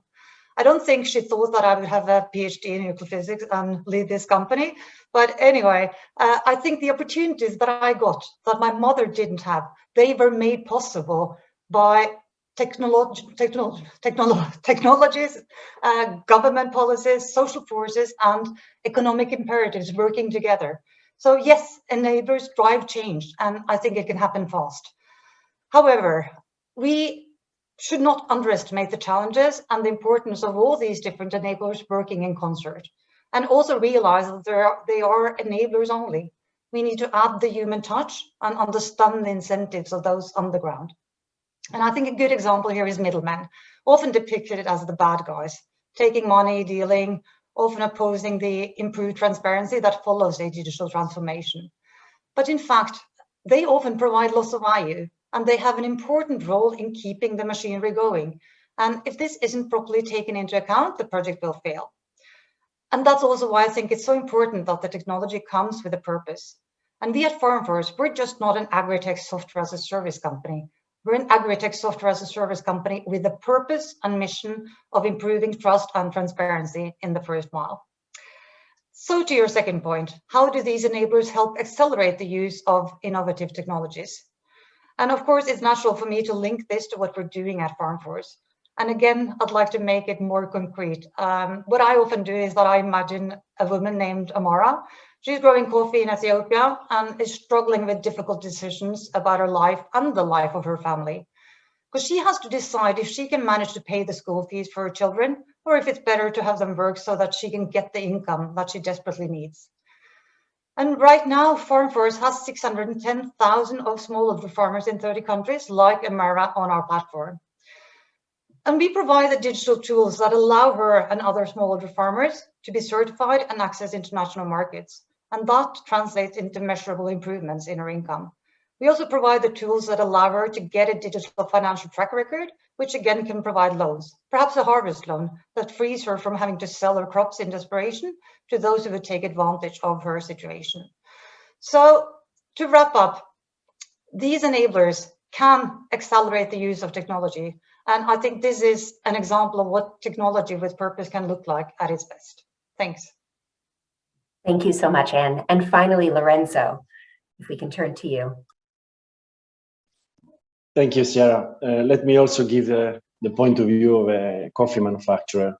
Our business model for a very long time, since 1895, has been based on a combination between our values, passion for excellence, transparency and innovation and authenticity, and also our tangible financial commitments over the years to sustainability.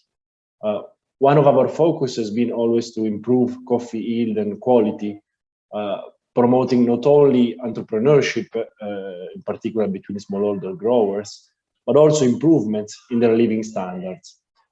This has been done throughout several projects by our Lavazza Foundation, and keeps going every day, you know.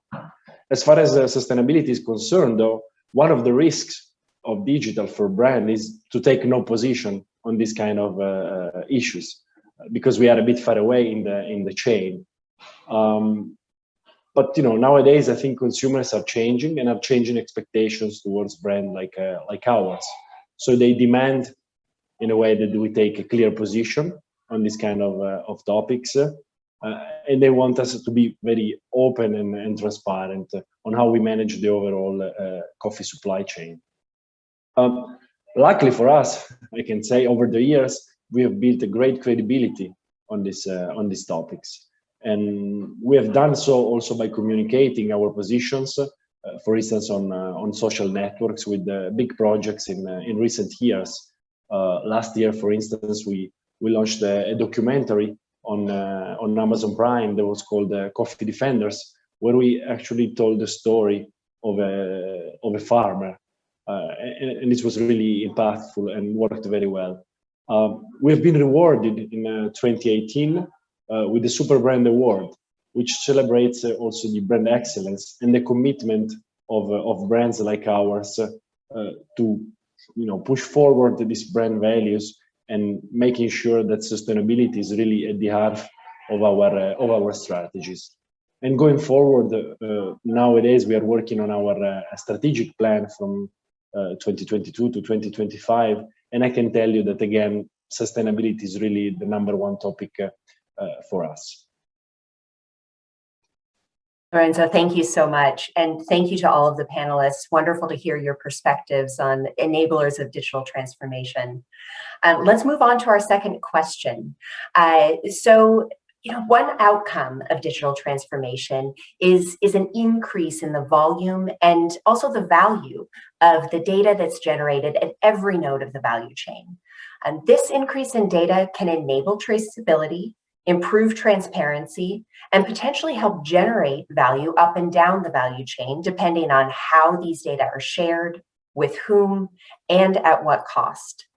So our question is, how can the tools of digital transformation help democratize the creation and use of these data?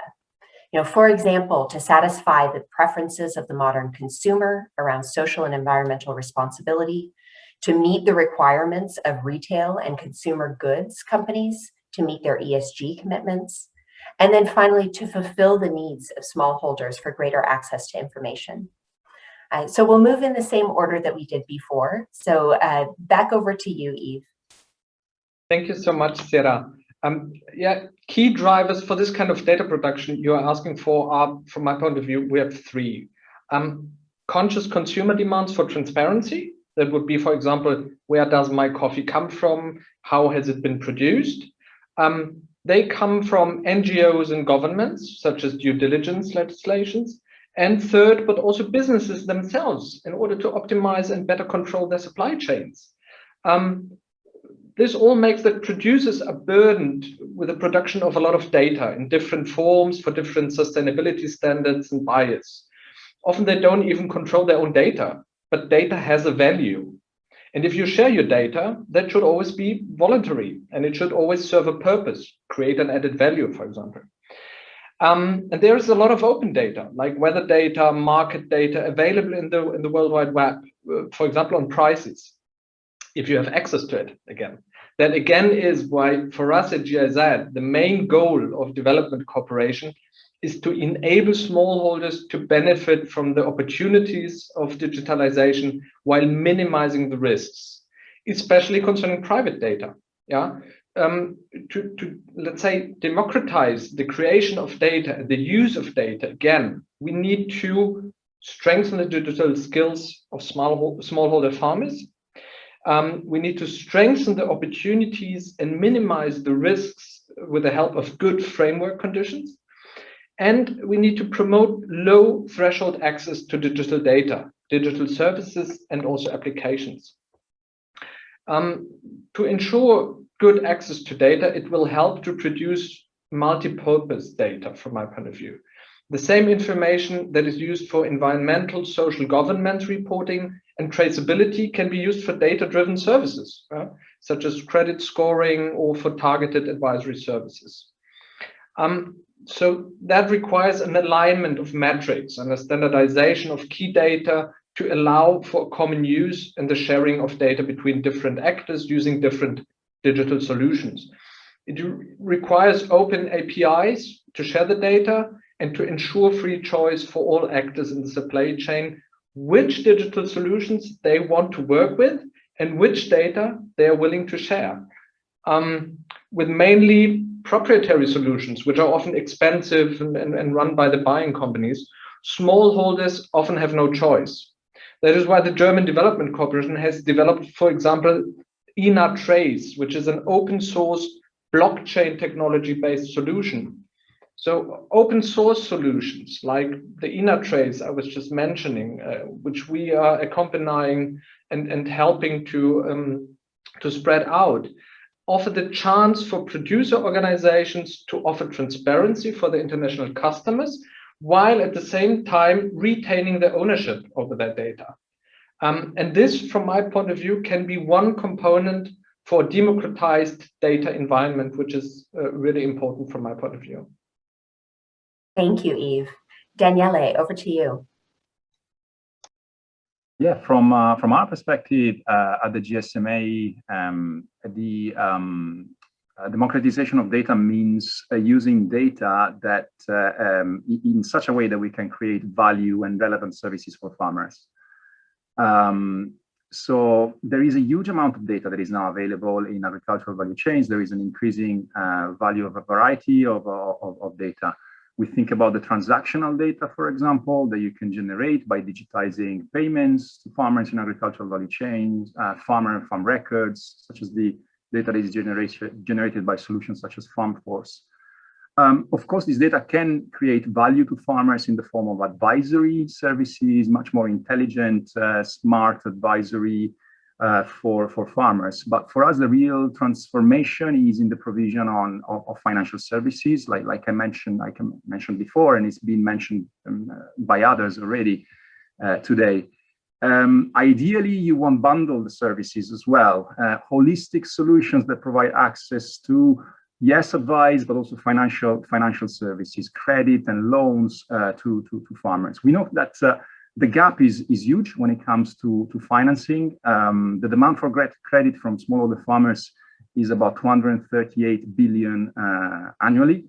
Coffee farmers as well suffer from a lack of financing for short-term, but also for short-term financing, long-term financing, but also for non-agricultural needs. So you really can use this data to build fundamentally economic identities for farmers, build financial histories, and do much more intelligent credit scoring. So this is really our focus from us, to work with our partners, with our members at the GSMA, the mobile operators, the agri-tech companies that we work with, the innovators, and really build consortia, partnerships to leverage this value chain data, this digital value chain data, to build such economic identities and enable financial services for farmers. No one can do this by themselves.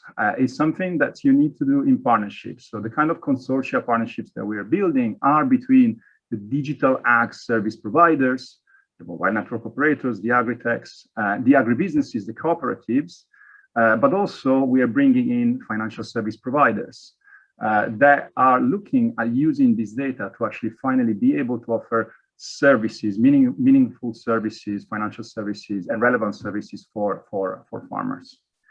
Of course, to the point that Eve was making as well, there are issues around data protection. There are issues about awareness of how the data is being used, particularly from farmers. So these are all important considerations that we need to think of. We must not work on assumptions.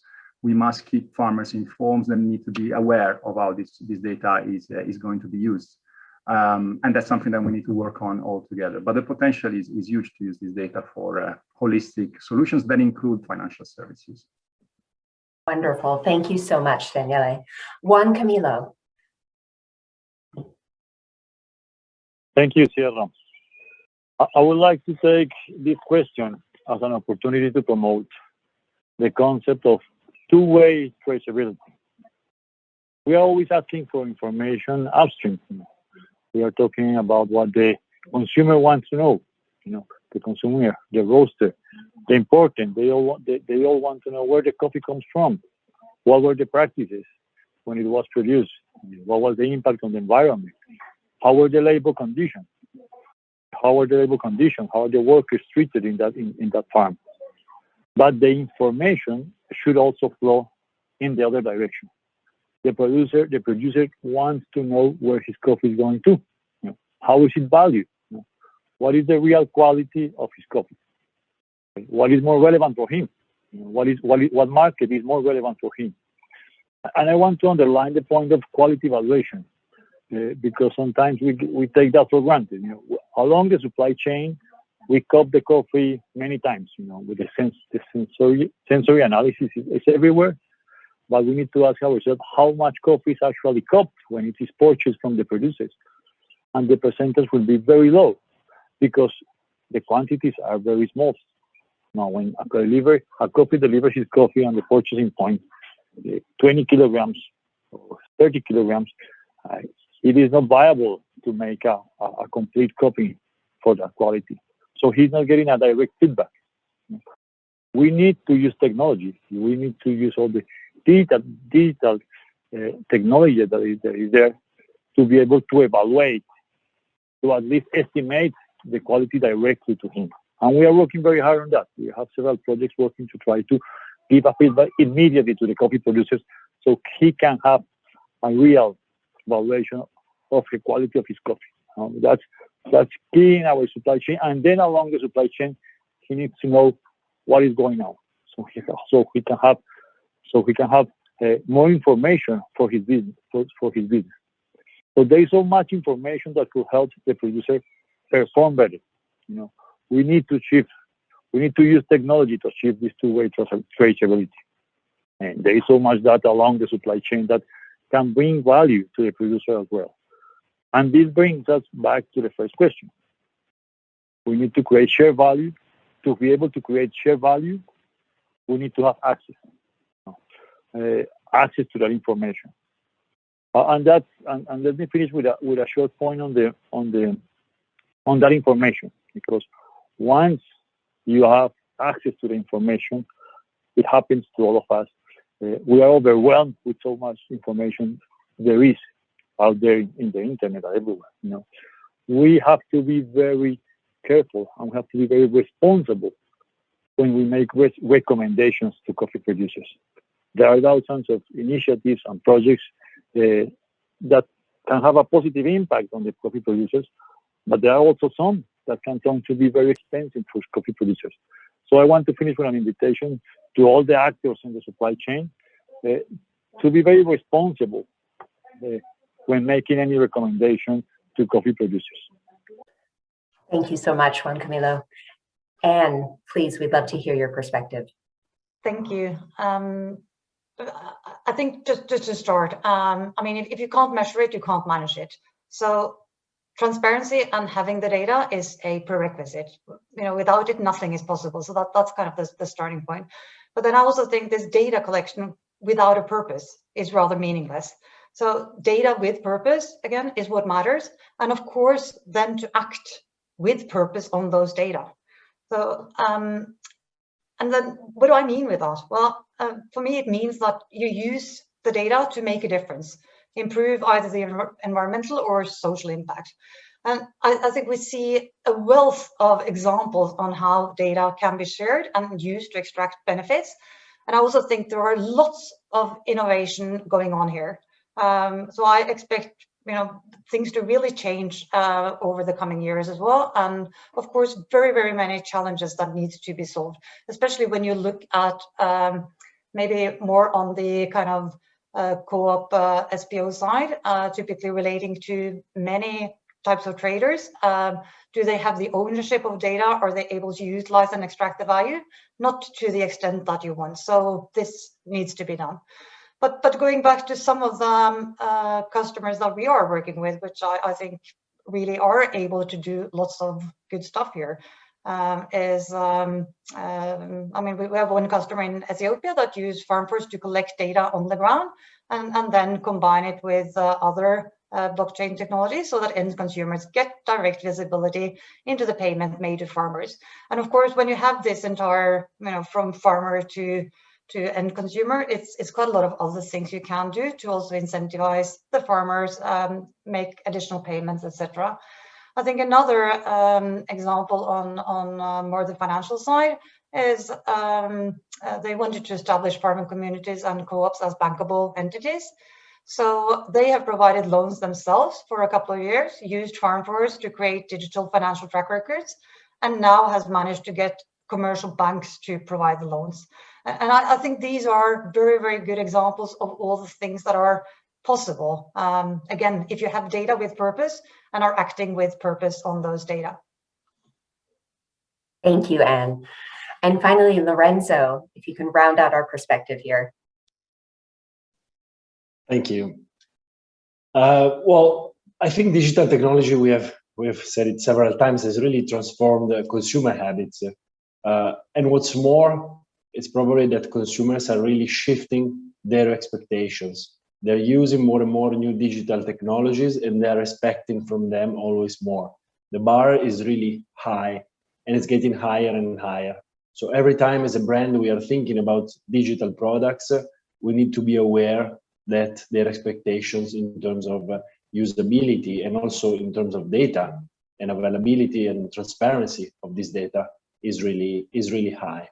Our brand, of course, is very busy in trying to taking up with these challenges. And on top of this, we need to be aware that we operate in so many different markets and languages that we have to deal also with this kind of complexity on top that is required when you want to deliver a consistent brand message in more than 40 languages, just to give you a concrete example. So what we're doing is really trying to have an integrated communication and integrated use of data. Of course, while we evolve into this digital transformation journey, we are really transforming and changing a lot of aspects. So people and skills and platforms and data. Data for us means CRM. CRM not as a tool, not as an IT asset, not as a repository where we are trying to fill as much information about our consumers as possible, but really as an orchestration of our relationship with our consumer, as an orchestration of their experience with our brand across all touch points, digital and offline touch points, in a really integrated way. And this is, to be honest, the biggest challenge we are facing today with our digital team. One other aspect I would like to highlight is the fact that new generation, Gen Z in particular, has been very demanding to know more about products, to know more about where their coffee is coming from and how we are sourcing it, how are people working in the coffee producing country, is farming sustainable, and so on and so forth. And again, digital was really crucial in this journey to engage with this young target and sharing data and information and making sure that we were positioning properly our brand and its role within the society we are playing with. Thank you so much, Lorenzo, and thank you to all of our panelists for those very thoughtful responses. So we're going to shift now into our Q&A session. So we've received a number of excellent questions from attendees, and we're going to focus in on a couple of them, and excited to get your opinions and perspectives here. So our first question is from Solange Acro, who's VP of Marketing and Corporate Strategy at Club Coffee in Canada.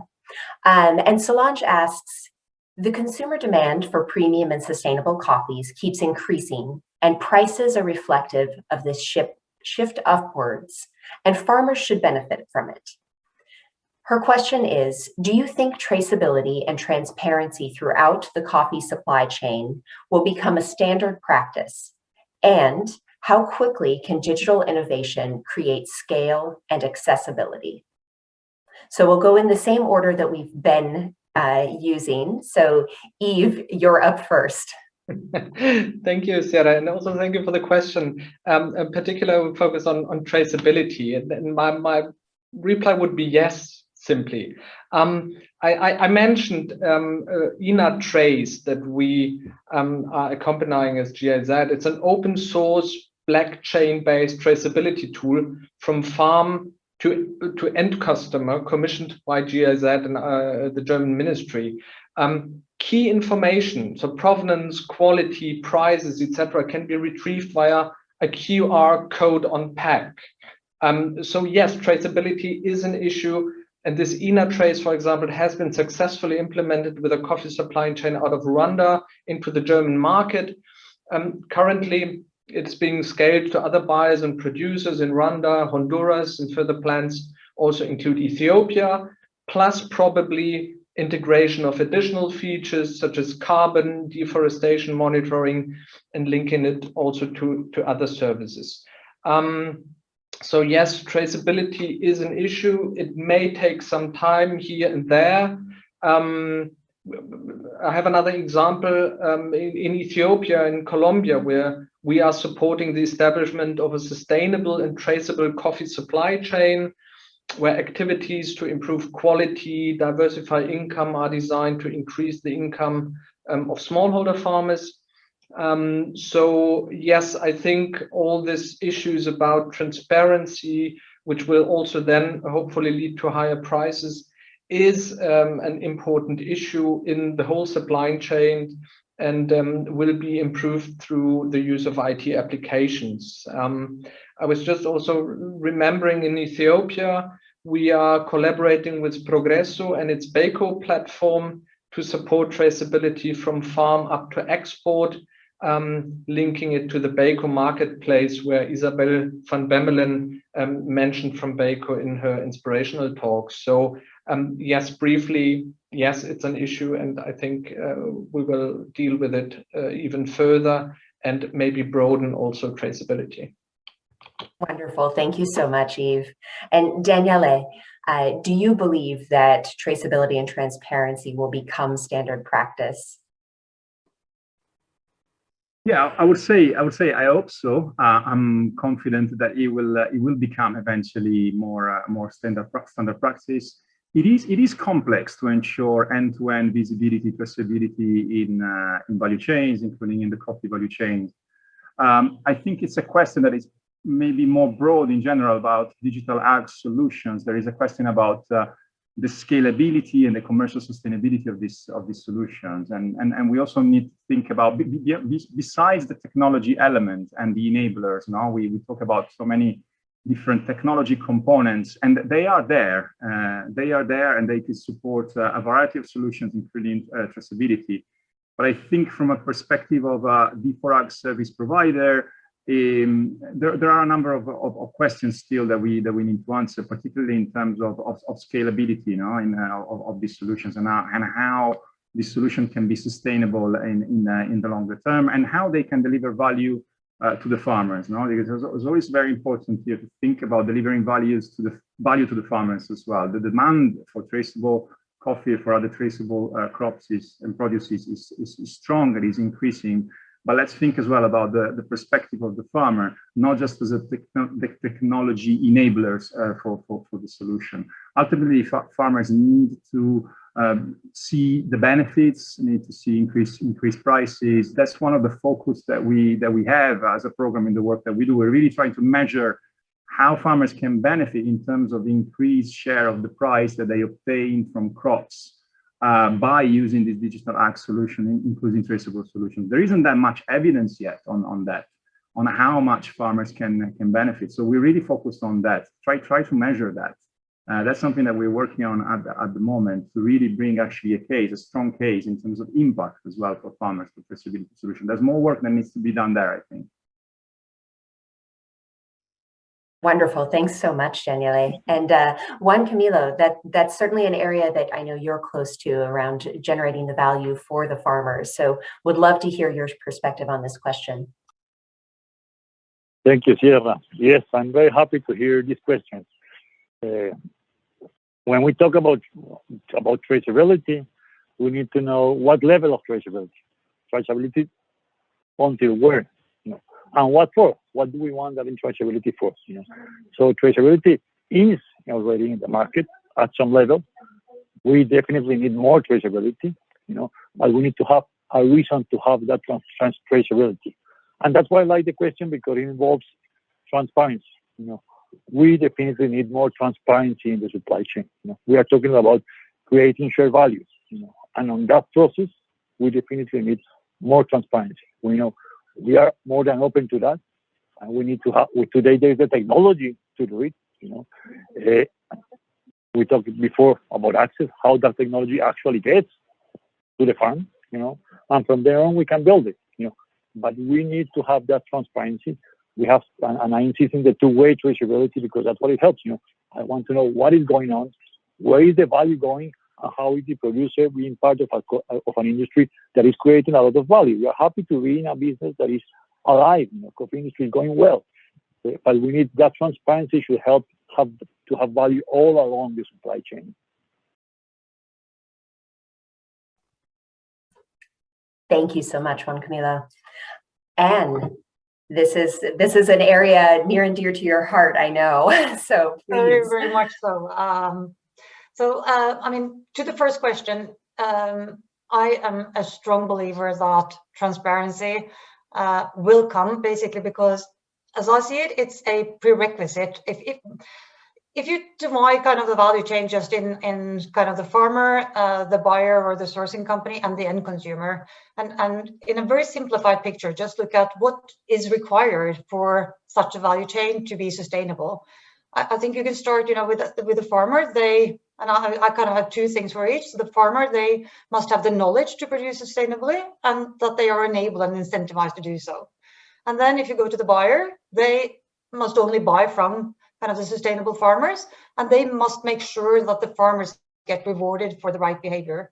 And then, to the end consumer, they must have sufficient information on sustainability of products, and they actually have to choose those products. And I think it's in this mix and very much driven by the end consumers. They are the ones that are determining how much transparency we will have. I think we see with the new generation, they are, much more focused on sustainability topics and are driving much of this. But I also think we see, some huge markets that are less concerned, and therefore it will take transparency much longer. But I am very confident that it is a must if we are to improve the sustainability challenges that we have to have. And then I also think I very much agree, when it comes to traceability, and links a bit back to what we said earlier as well, there is a need to clarify all, what is traceability? To where? Is it to the closest collection point? Is it actually down to farmer and field? What is it? And I think many end consumers right now are very confused because it's very hard to really get all the information that they would like. I think in that sense, I'm hoping that they will, go out and just ask for it, because that will drive the change. And also, it is important. It is possible to find this information again. So yes. I didn't get to answer the scaling, but I mean, because we are here to scale, I think it's important that companies like us are able to provide these services at a reasonable cost. And in order to do that, we just have to scale. So that was the very short answer to that. Wonderful. Thank you so much, Anne. And Lorenzo, very interested, especially to hear the perspective from Lavazza Group on the consumer demand side and how that's driving the need for traceability and transparency.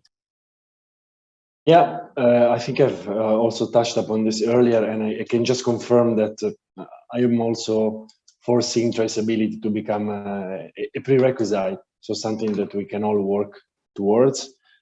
For sure, there need to be some conditions to be there. One is, and was mentioned earlier, financial sustainability. And this is probably, you were also including this in the question. This can be retrieved from the fact that we are talking about premium coffee. Consumers are showing that they are willing to pay an extra in order to get a much better coffee, but also a more traceable and sustainable coffee. And we are strongly working towards this. As Lavazza, we have recently launched a new brand in the specialty coffee domain. And this project is really based on also on building a full blockchain and a full traceable coffee in order to meet this kind of consumer demand. And we've just launched in Italy. We are about to scale it in other countries. But yes, indeed, I think there is a need from a consumer. There is a requirement of financial sustainability also from the producers. And also there need to be a standard, I agree, in terms of what we are really going to trace and to which extent we are bringing this transparency. But to me, it's really just a matter of time. I can see it coming very quickly. Thank you so much. Well, we have, I believe, time for one more question that was proposed by our attendees. I would ask that our panelists keep your responses pretty brief so that we can make sure to end on time. So if you can keep it to around 1 minute, that would be excellent. So our second question comes from Stephen Belegia, Regional Coffee Extension Officer for the Eastern Region in Kampala, Uganda. And Stephen says developing countries like Uganda, in developing countries like Uganda, around 80% of coffee farmers are over the age of 50. Most of these farmers are offline and are also disproportionately located in rural areas. We'd love to hear your perspective on how infrastructure and connectivity can help bring digital transformation to farmers such as those in Uganda. So Yves, if you could respond first as well. I will try, yes, in a minute. Yeah, it's again all about digital literacy. And which is not, of course, which is an issue with elder people, but digital literacy should not only be focused on younger people, but also elder people and older coffee growers. So we need also to reach out to these age groups and boost and promote digital literacy. And that can be done with different advisory services, which is pretty down to earth. So yeah, there is a challenge. I absolutely agree, but I think it's nevertheless possible also to reach to the elderly groups and following to the younger groups and trickling down. So I don't think that it's exclusively digital literacy or skills are not exclusively with the younger, but we need also to include the elderly groups. In a nutshell, sorry, I'm trying to keep it short. Thank you. That was an impressive answer for just a minute, so thank you. Daniele, would love to hear your perspective. No, it's a great question. It's a great question because of course, I mean, there is a challenge to provide services to smallholder farmers in general. It links to my point, to my previous question. There is a lot that you can do to address marginalized groups or groups that have less access to technology. You know, for example, by leveraging basic feature phones. We have lots of lessons that we've learned, including working with the elderly, with farmers who are older. We have stories, for example, in some of our projects whereby there are the children of these farmers who are more tech savvy and work closely with within communities, farmers sharing phones, using basic SMS services, etc., to share information, for example. Then, of course, it is important to the point that it makes to work on digital literacy more broadly and really be very intentional in targeting marginalized groups. That's important for all of us. Otherwise, this digital transformation won't happen.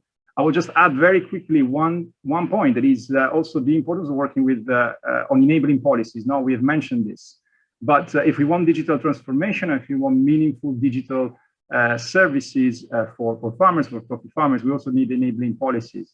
I mean, the question comes from Uganda. In Uganda, there has been a tax on mobile money transactions, right? So that's not necessarily an enabling policy, right? Or if you have taxes on mobile internet, it becomes more challenging to deploy these services and to be more intentional in targeting these more marginalized groups. So it's very important to work closely with the governments to work on enabling environments there. Thank you so much, Daniele. And Juan Camilo, interested to hear your perspective as well. Thank you. Great question. We have exactly the same situation in Colombia for sure. But I'm always amazed with the capacity of learning of the coffee producers, even older ones. You know, I think our responsibility as an industry is to bring solutions. When we bring a solution, something that really helps the producer, they learn very fast. They adapt. They are really entrepreneurship. All of them are. But we need to bring a solution because many times as an industry, what we bring with technology is a burden. We need more restriction. We bring more demand from their end.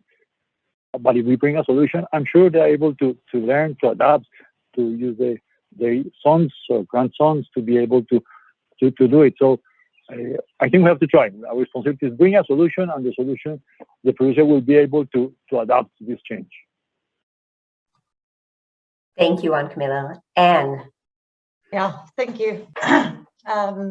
I agree with my former speakers. It's a very good question. And then I think, we have talked a lot about traceability and transparency. I mean, that's clearly not the solution here. And I'm saying that just because there is lots of innovation that needs to come across the board, to also help this. And I also think if the need is there, the need for this technology, if you really see the value that it's bringing so that you are incentivized, I mean, I do believe that the new solutions have to be so simple that anyone can use it, of course, provided that you have a phone. So I think there is something in that. I'm not sure that the benefits are so evident for everyone right now, so you don't really have that incentive to use it potentially. And I also think, companies, the technological solution needs just to be simpler and more intuitive. So I think we need lots of innovation, and we want to be part of driving that. Thank you so much, Anne. And Lorenza, I am so sorry, but we have been notified that we are running out of time. So we are going to have to move on. But thank you all to all of our panelists. Wonderful responses, very good conversation, and definitely a lot of food for thought. With that, I will turn it back over to Joseph. Thank you all. Oh, thank you all. Thank you, Shara, and thank you, panel 2. So thank you very much for everyone who came in today. And we at the WCA, we are quietly working and, to help the farming community. So it's time to wake up and keep the engine of innovation going. Thank you very much for all. And then we hope to see you again in the autumn. Okay, thank you and enjoy the rest of the day. Goodbye. Au revoir, les trouve. Thank you very much.